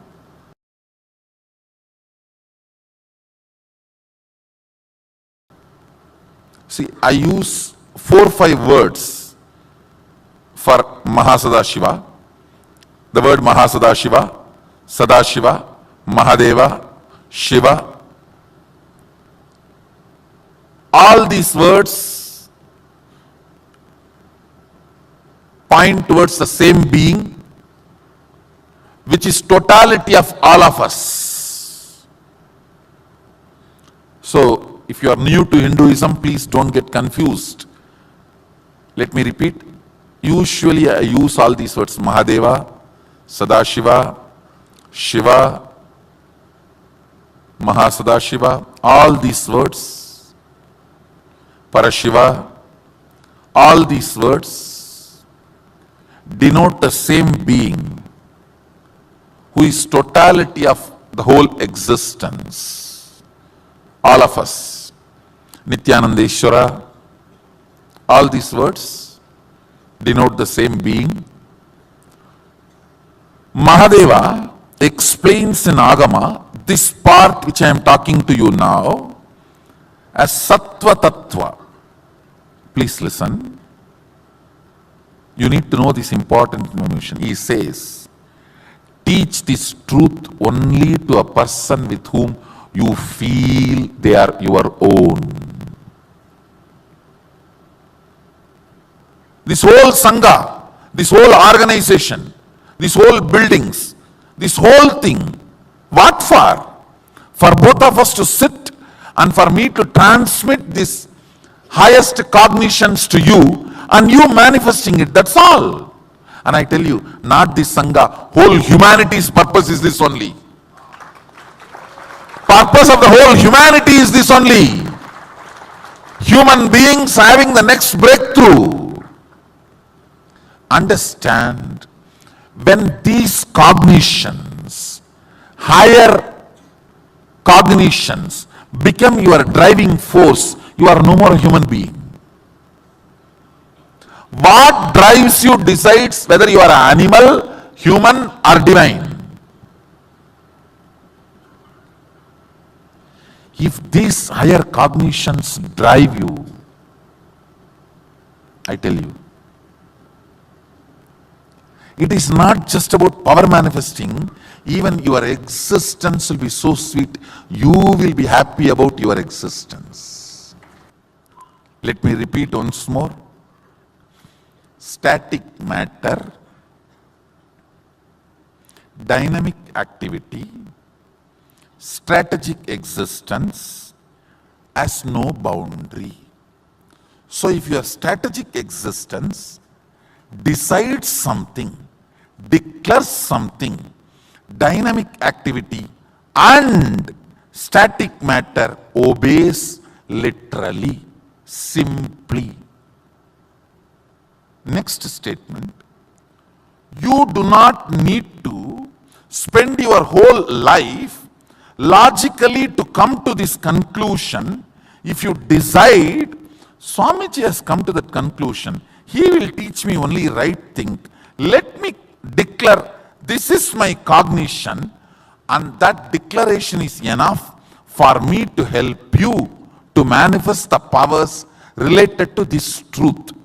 When you start manifesting powers, you naturally you will understand it is not just Swamiji's conclusion, it is now your own conclusion.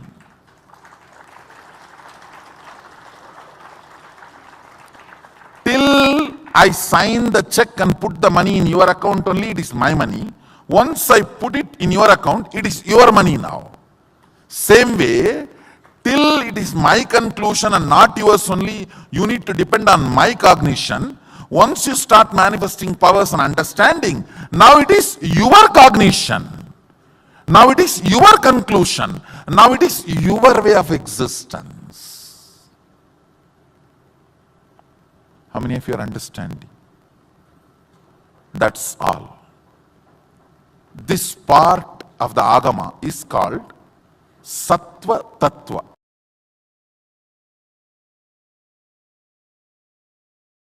How many of you are able to cognize static matter, dynamic activity, strategic existence as no border? It is all oneness. Wonderful. Listen.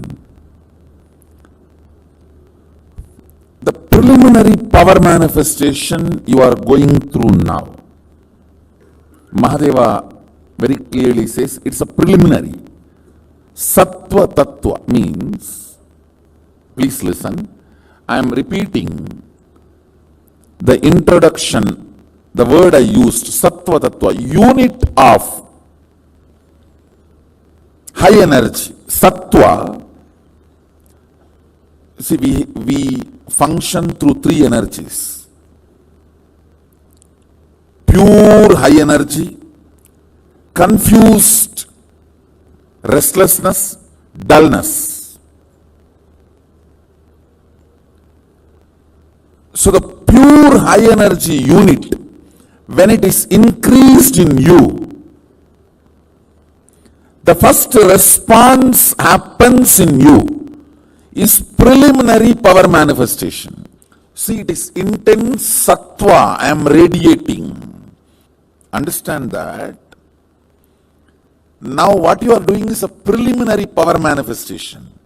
Only if you are settled with this cognition, I can push you to the higher level. See, this preliminary power manifestation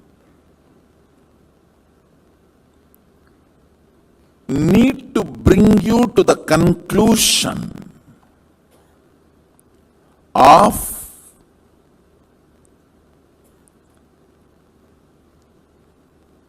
static matter, dynamic activity. See, static matter means a small stone in your kidney to the Everest mountain. Everything is static matter.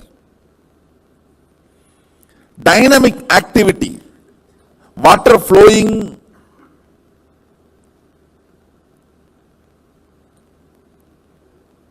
in your bathroom tap to the atomic explosion. Everything is dynamic activity.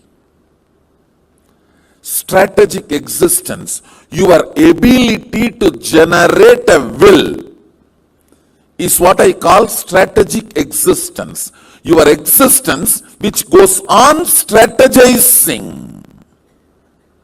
How many of you are understanding all these three? See, listen. This three is separate, is the ignorance. Even the modern day science is trying to catch up with this truth. Science is the most fanatic religion promoted on the planet Earth. Ignorant fanatic religion promoted on the planet Earth is science, modern day science. Again and again and again, when you decide to cognize,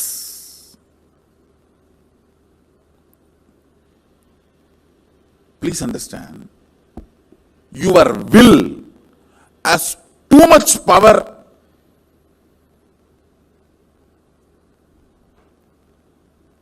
beyond your expectation. Just put the will on this cognition. With all my will, I strategically declare dynamic activity, static matter is my extension. There is no boundary. I can do what I want with it. I am the ultimate over both. Understand? Now the truth I declared to you all, you can paraphrase multiple understandings which comes out of this cognition. That is the source of power manifestation. This is the logic of power manifestation. All of you understand? So the essence of this session, static matter, dynamic activity, strategic existence, is one and the same. My strategic existence has power over everything. It may be repetitive, but please put this again as a status. This is your status. This is your state. This is your real status. Understand your faith, your belief. Everything is shallow. Everything is shallow. I am not at all asking your faith or belief.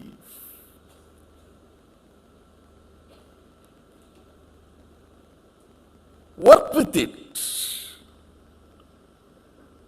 I am giving you some of the cosmic conclusions. I am going to give you some of the cosmic conclusions about you, which is reality. You see, if I decide this conclusion, how I am functioning. If I decide my own conclusions, how I am functioning. See, just pour petrol in your vehicle and see how it is functioning. Pour your garbage or the sewage water and see how it is functioning. That's all. I am very clear. It's a science. Decide. Static matter, dynamic activity, strategic existence has no border. It is one and the same. With this understanding, this moment, I am commanding.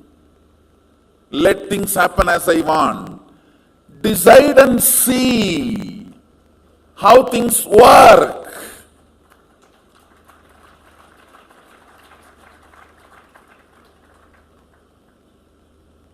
Power manifestation is nothing but I am giving you 21 types of way to taste the sugar.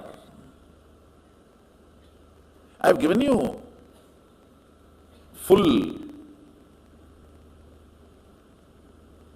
pot full of honey.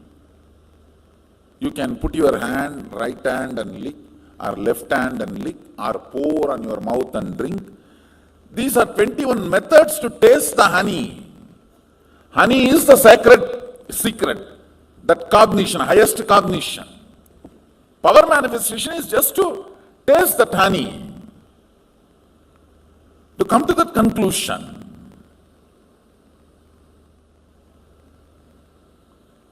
Understand, much of your faith, belief, all these are silly conversations with yourself and with others.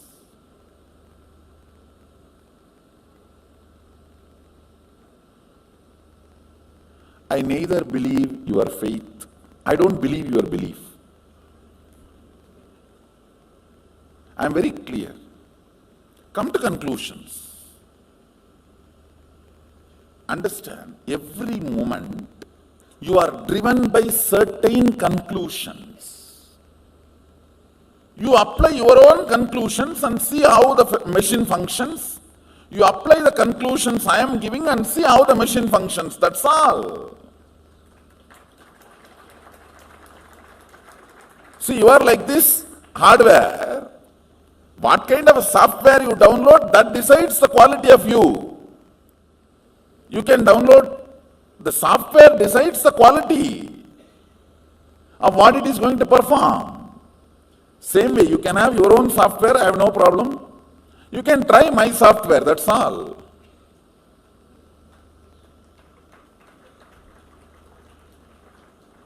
So there is no belief, faith involved. The whole process involves integrity. The whole process involves integrity, not faith or belief. Integrity to the conclusions.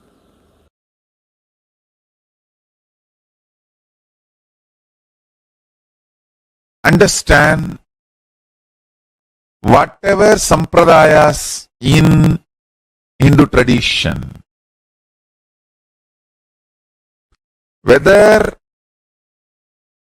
the spiritual practices meant for Krama Brahmacharis, Naishtika Brahmacharis,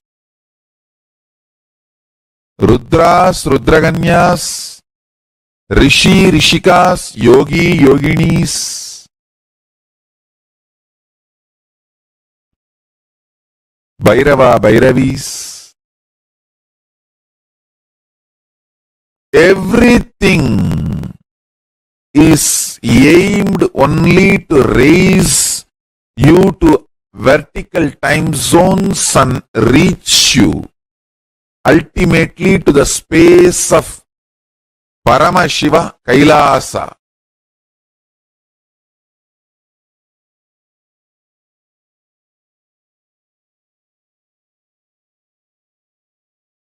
It may look as simple as applying sacred ash on your forehead, or as difficult as you think practicing absolute asteya aparigraha, non-stealing and non-possessiveness, living with minimal things and brahmacharya and satya, absolute integrity. All these great vows. Understand, actually these great vows are not like a forced rules. They are actually the great powers revealed from KAILASA. If you understand and internalize the powerful cognitions. For example, one of the greatest truth from KAILASA is static matter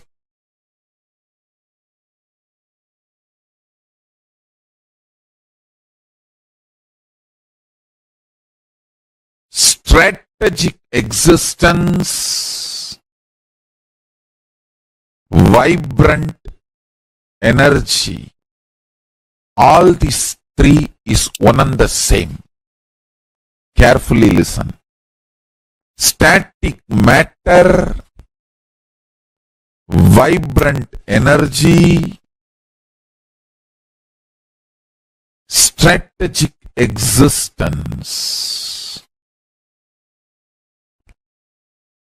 All these three does not have a wall, boundary, watertight compartment, sealed, separate existence. It is one and the same. If you internalize this powerful cognition and start meditating on it, you will see you will start manifesting powers, because all these three is separate because of your false cognition, false belief. Once you lift the false belief, it is like a bamboo floating in the Ganga.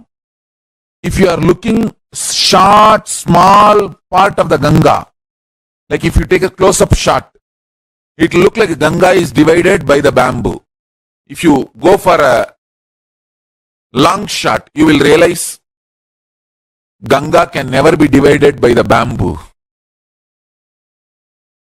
If you think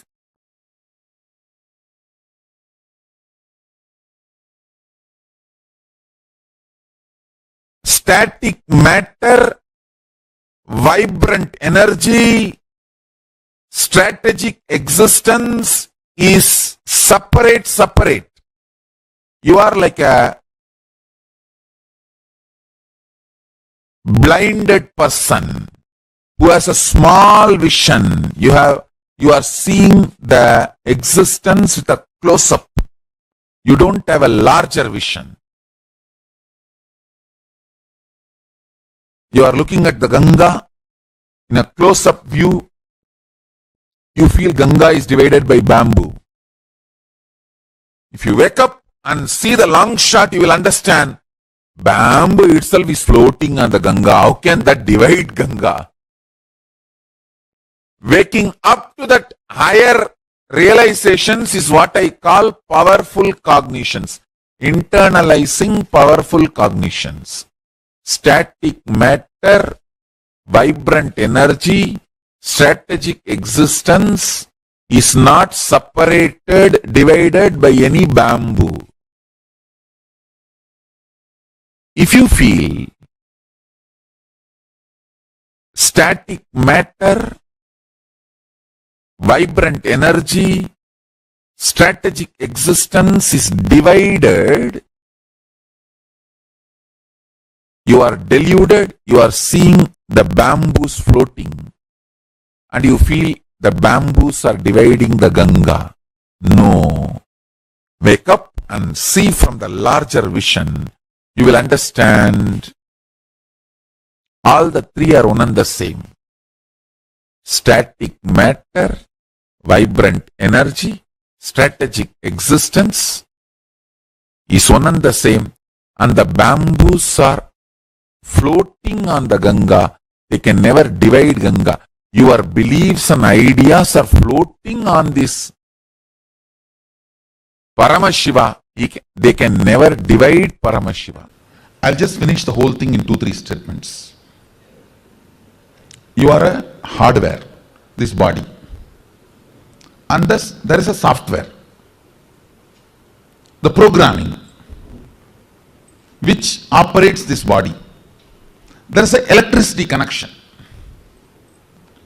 Now, the software with which you were operating and the electricity, these two is completely screwed up. That is when the hardware also started getting destroyed. I am doing two things. One,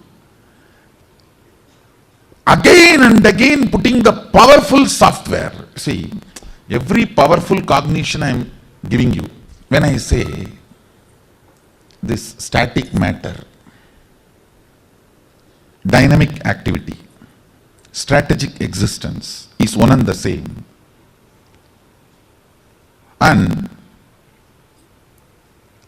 immediately, till you get into your old stupid screwed software, you will not have doubt. For a few minutes, because of my face value, I think this fellow must be telling only for my good. Some reason, it will be there as alive memory. Those few minutes when you decide to use that as your software, my superconsciousness, my electricity connects with you. Not the regular electricity with which you are working, bioenergy. No, Sadashiva's bioenergy, who gave me the experience and authority to transmit this experience. His bioenergy just enters into you. Once you start seeing that moving, you will feel, oh God, I think this fellow is right. Once 21 times you move, then this software cannot be taken out of your software. How many of you are understanding what I am saying? Understand? That's all is the whole game.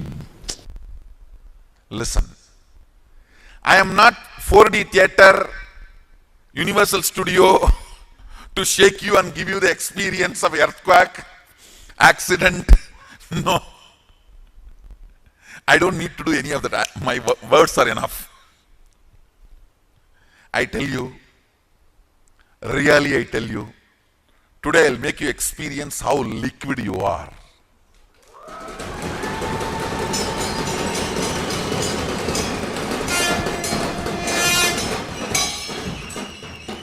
You can touch and feel everything is in the mercury state. The way you want it to become solid, it becomes solid.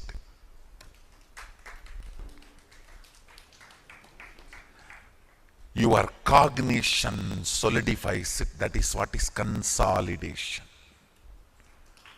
Your cognition solidifies it, consolidates it. Sit as pure consciousness. If you don't know how to visualize it, you can decide to visualize Mahasadashiva. The form here carved with thousands of heads means all the heads here are your heads. The head of the Indra, head of the Chandra, head of the Surya, head of the Shani, head of the Guru, head of the person who is sitting in Batala, everything is part of your head, your neck. All those identities are your identities. Sit with that cognition. You may not know how to come to the conclusion about consciousness. So come to this decision, conclusion. Everyone here, everyone everywhere, every animal, everything exists.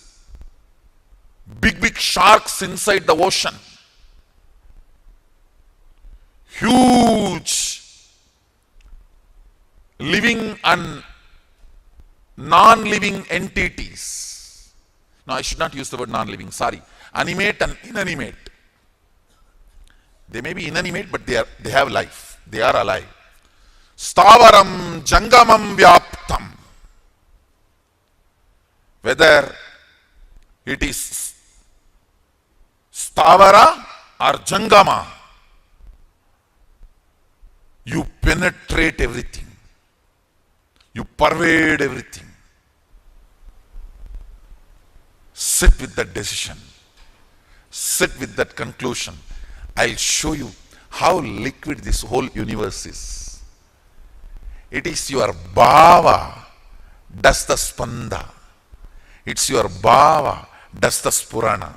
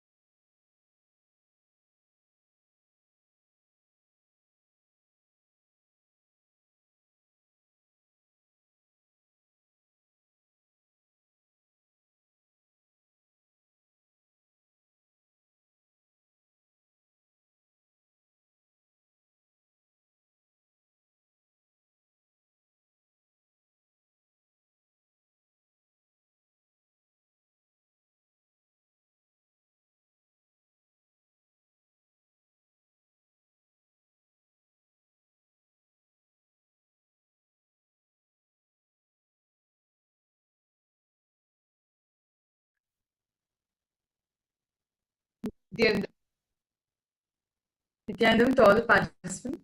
That was a very beautiful session. Swamiji spoke on the Sattva Tattva.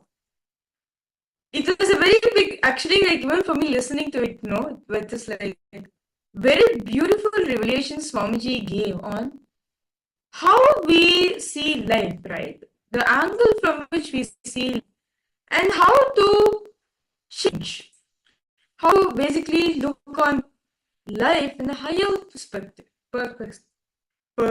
Perspective. Very beautifully Swamiji shared in this session, right? Like Swamiji gave an example, Ganga, right? Ganga flowing. River Ganga is the dynamic activity, the vibrant energy that Swamiji was saying, right? Where Ganga flowing continuously. Stick, which is there in the Ganga. The stick which is there in the Ganga is static matter. The stick is static matter. Now, the strategic existence is the perception of which you are seeing this whole audio, right? Normally, it's in goes right. If the river, if you see the Ganga river, you see the long bamboo stick, what do you think? The bamboo stick is blocking the right. That's what we think. But if you mature your cognition, if you mature your understanding, if you raise your understanding, you will see how the bamboo is just floating in Ganga. It is not blocking Ganga, it is floating on Ganga. Understand, the cognitions you carry about you is the strategic existence. Static matter is what? Static matter, all the matter, all the, let's say, common table chart which is there in it, up to Himalayas, mountains, all those things. Static matter. Dynamic activity is something which is flowing continuously. And next, it is strategic existence, one and the same. Actually, for this, I would like to give a very beautiful example with the electricity example, okay? Now, so take an electricity. Okay. Now, electricity is the dynamic activity, right? Electricity is a dynamic activity. Whose house? All the houses needs to be supplied. Is the static matter. Now, the powerhouse which decides to give electricity or not is the strategic existence. See, the electricity coming from the powerhouse to all the thing. Person who's coming, right? He can give 50% of it, he can give 70% of it. He can decide. Right? He can decide how much electricity he wants to give each and every one of us, right? Same way, life is that only. The person who's responsible to give the electricity flowing in your house, all the substance such as the tube light and all those which is responsible to receive the electricity, all these three are one and the same. So it is nothing but using the software. When you try to use this as your software, Paramashiva's bioenergy just simply enters into you. If you want to take Swamiji's thing, just cognize. I request all participants to post what do each and every one of you understand by this. See, many times we have our beliefs, right? But only if you're not able to, I kindly request all participants to post. Anything during the sessions, if you're not able to understand certain powerful cognitions Swamiji is giving, do feel free to post in the chat section, as only when we cognize it, right? When we have the vakyas discuss about it, we will have more understanding about this principle Swamiji is giving. So understand, Swamiji said, when a powerful cognition is given, the person matures a lot. So that's the upgradation of the software. From your software, you're changing to Paramashiva software. That's all. Now, can I request all participants to post what all the beliefs, all the ideas you carry about matter? Pen down detailing all the false beliefs, false cognition that you carry about static matter, and dynamic activity are being one and the same. For example, if you look at the environment around you, at your environment, choose an object that represents static matter. It could be a table, can be a rock, can be anything. And identify how you have been perceiving that it remains unchanged. See, Swami said, right, like you can change your body with what you believe. So right now, actually, you can do that. Just write down. And write down. Take one situation in your life where you are operating from a false belief. You can manifest that Sarashva, the bioenergy, and see, okay, static matter, dynamic activity, and the static systems, how it is one and the same. See, the false belief, the matter, and the activity are different, and write down how do they integrate each other. Can I request all participants now to please write this? You can pen down all the false beliefs, the false cognition that you carry about both the static matter and dynamic activity. It can be, I request all the participants, take something which is there within your vicinity. Take anything which is there within your vicinity. It could be something in your house itself, like Rahul Kanaya, behind you there is a frame. You can even use that. Anything around you in your house, in the place where you're sitting. Or,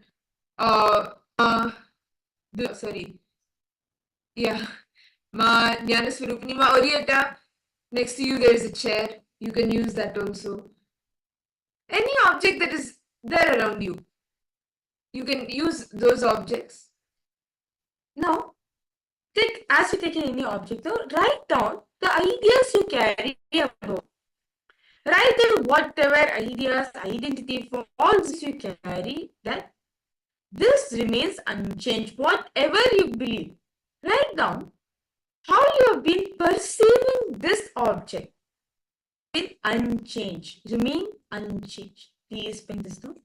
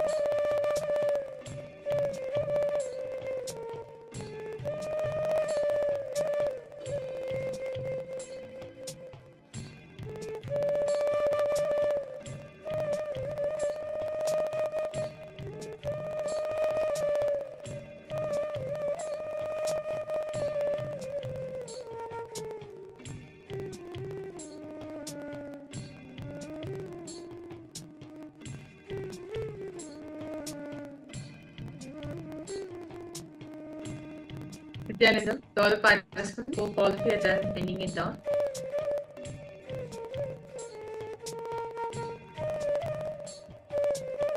I would like to request all of you what have you written so far?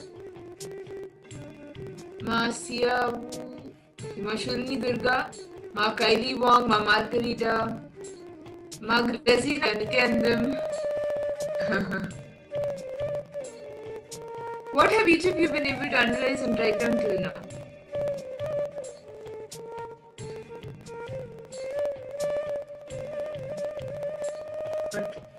Magururu.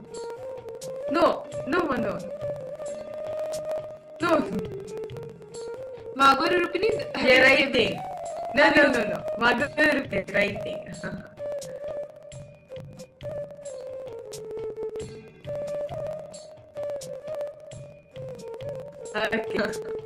Okay. Now, Rahul Kannaya, I request you to post there. What is it that you found out? What is that idea you have written about? Which object did you take?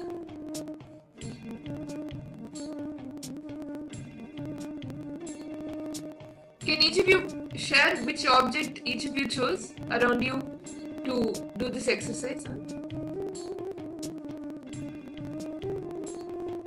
Okay. So the painting behind you. Okay. Okay. So what did you perceive? What is it that you what are the ideas you came?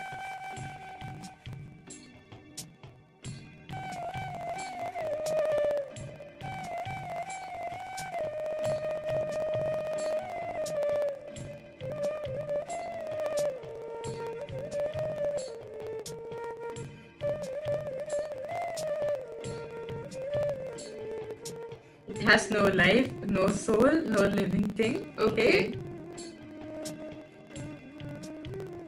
Magrazina, what were you able to analyze? Which object did you take? Agora Rupini,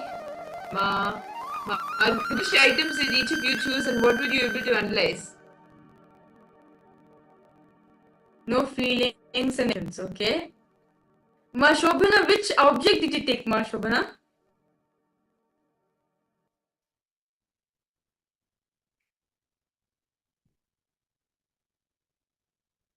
Smart Rupini. TV. Okay, you got a TV. Sorry, there's no feelings, emotions at all. Okay. So see that understand, we completely feel so disconnected with the thing. Understand, Swamiji said that real thing as it's not moving, so it's not related to me, right? But Swamiji says very beautifully, even the things which you are living is a part of you. Swamiji, when Swamiji was sharing, when Swamiji was elaborating, he said it is animate and inanimate, not living and not living. Because each and everything has something in it. It is made out of something. The dynamic activity, the static matter are the same. Static existence, all are one and the same. Okay.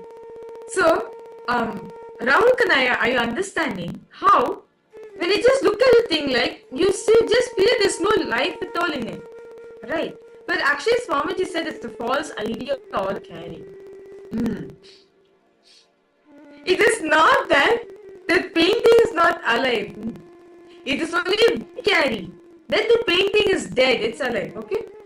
But actually, it is only inanimate. Means it has a lower state of consciousness. Like it has a lower thing, but it is still there. But because we are totally different from it, we tend to believing that it doesn't exist. It's just there. It's just a matter. So I know all participants now. Let's take a situation itself as a life. See, now we took an object, right? Now see, understand this. In Hinduism, there's no such thing called as non-living, because first everything is living.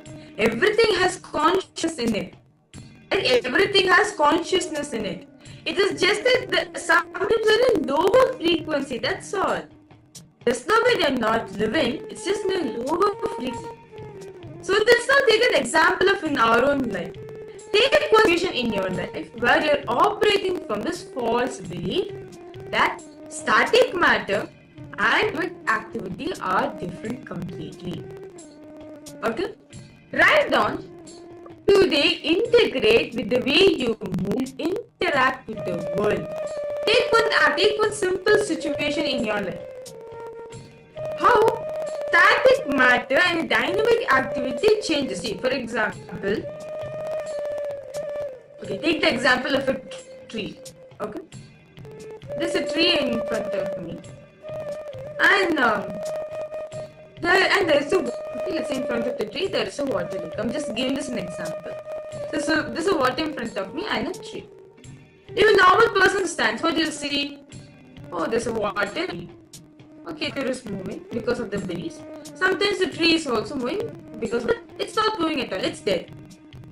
Well, some person will say, "What is this? Both are not living at all. The tree does not exist. The tree does not have any life. The water also has no life. It's just stagnant, stuck like that." But even higher, okay.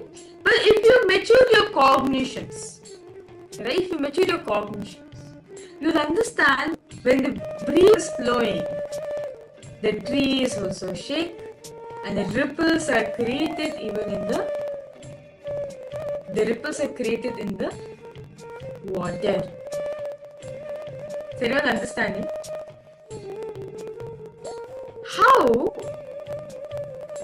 Is everyone understanding when we mature our life, when we are understanding how earlier you see the same thing, you see the water is separate. See, water is dynamic activity, right? It is separate and the tree is separate.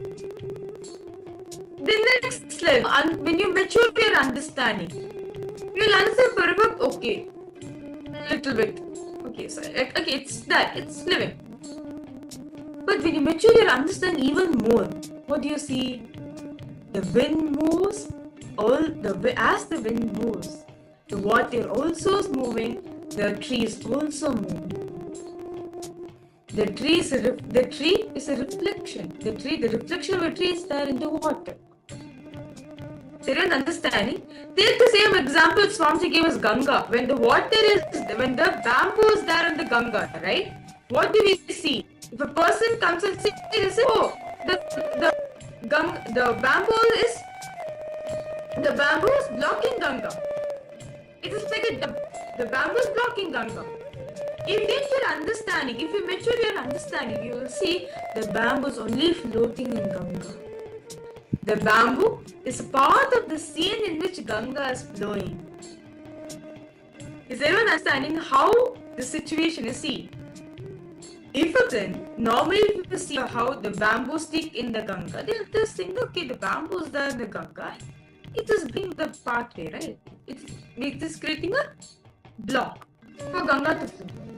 But if you integrate your understanding, if you mature your understanding, see how the bamboo is just floating in the Ganga. Is So for all participants understand, it requires all of you to post if you have any questions, any doubts. Do feel free to post in the chat section. Okay, I now am going okay, Rahul Kanaya posted, now going to temple for new car, new vehicle, standing articling as power. Okay. Dynamic and static, such as dynamic water flowing towards the big static. Okay. Is all participants understanding how life is? Yes? See, when we change the cognition, you'll only understand how the static matter is connected to dynamic activity. With all this, because we always feel like, the static matter is completely, it has no life at all. Dynamic activity has little bit life. So we come to disconnect ourselves from it. But understand, both are not disconnected from each other. No. Both are not different from each other. Instead, they are one. All these three are connected to each other. So if you change all matters, the way you see, the way you change the belief you see the scene. So I request all participants now, let's take example. Take any example from your own life and now see how you are seeing static matter and seeing the dynamic activity, and write down how do they integrate with your more interact with the world. When you change the cognitions, right? When you mature your understanding, how things are getting integrated and evolve. Let's write this exercise now.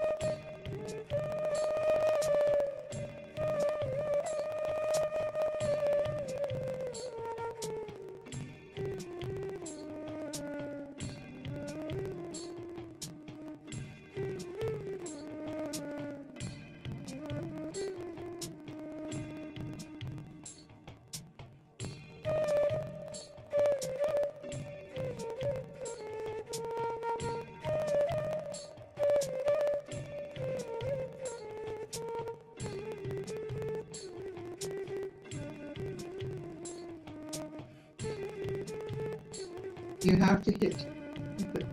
So,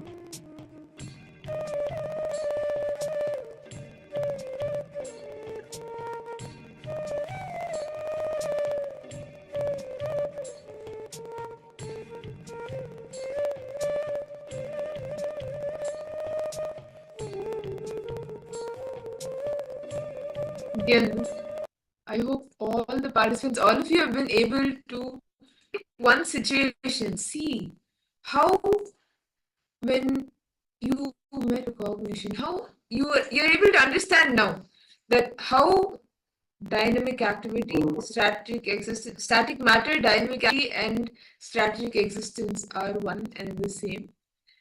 Can I request all the participants to post as you are internalizing, analyzing, what did each of you stand? Okay. Guru posted. In the past, I would have viewed the floating leaves as dynamic matter. Okay. Ma Priyatha Srupri, Nithyananda ma, welcome for the program. Ma Tanya Devani. Okay. Ma Grazina, okay. Ma Punita have posted. I'm thinking a glass is the same always. If I keep a candle inside the glass and light the candle, the temperature of the glass changes. The glass is different with the different temperatures. Its heart breaks. Okay.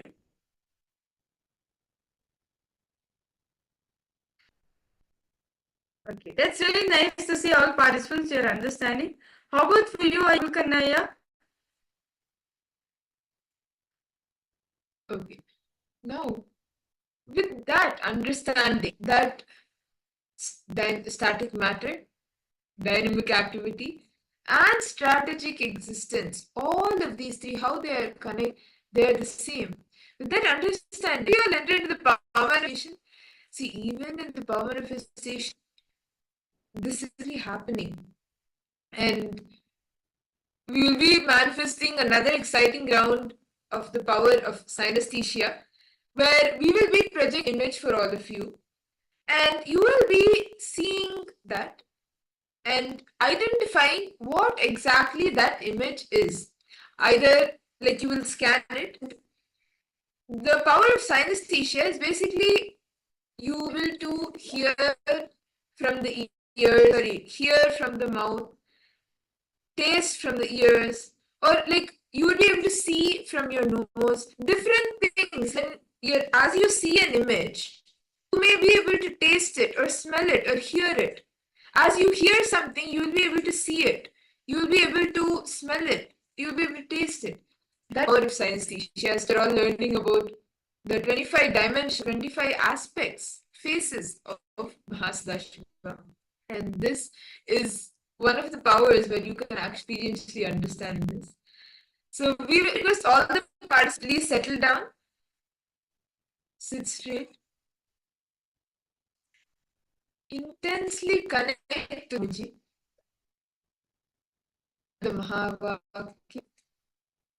Om Nithyananda Paramashivoham. Om Nithyananda Paramashivoham. Om Nithyananda Paramashivoham. We will now be projecting an image for all of you. Just connect to Swamiji intensely. Continue to chant the Mahavakya. Connect to Swamiji. And whatever you are able to see, hear, taste, smell, or feel, all of that, start penning it down, noting it down. You can even put it at, share it in the chat as you experience it.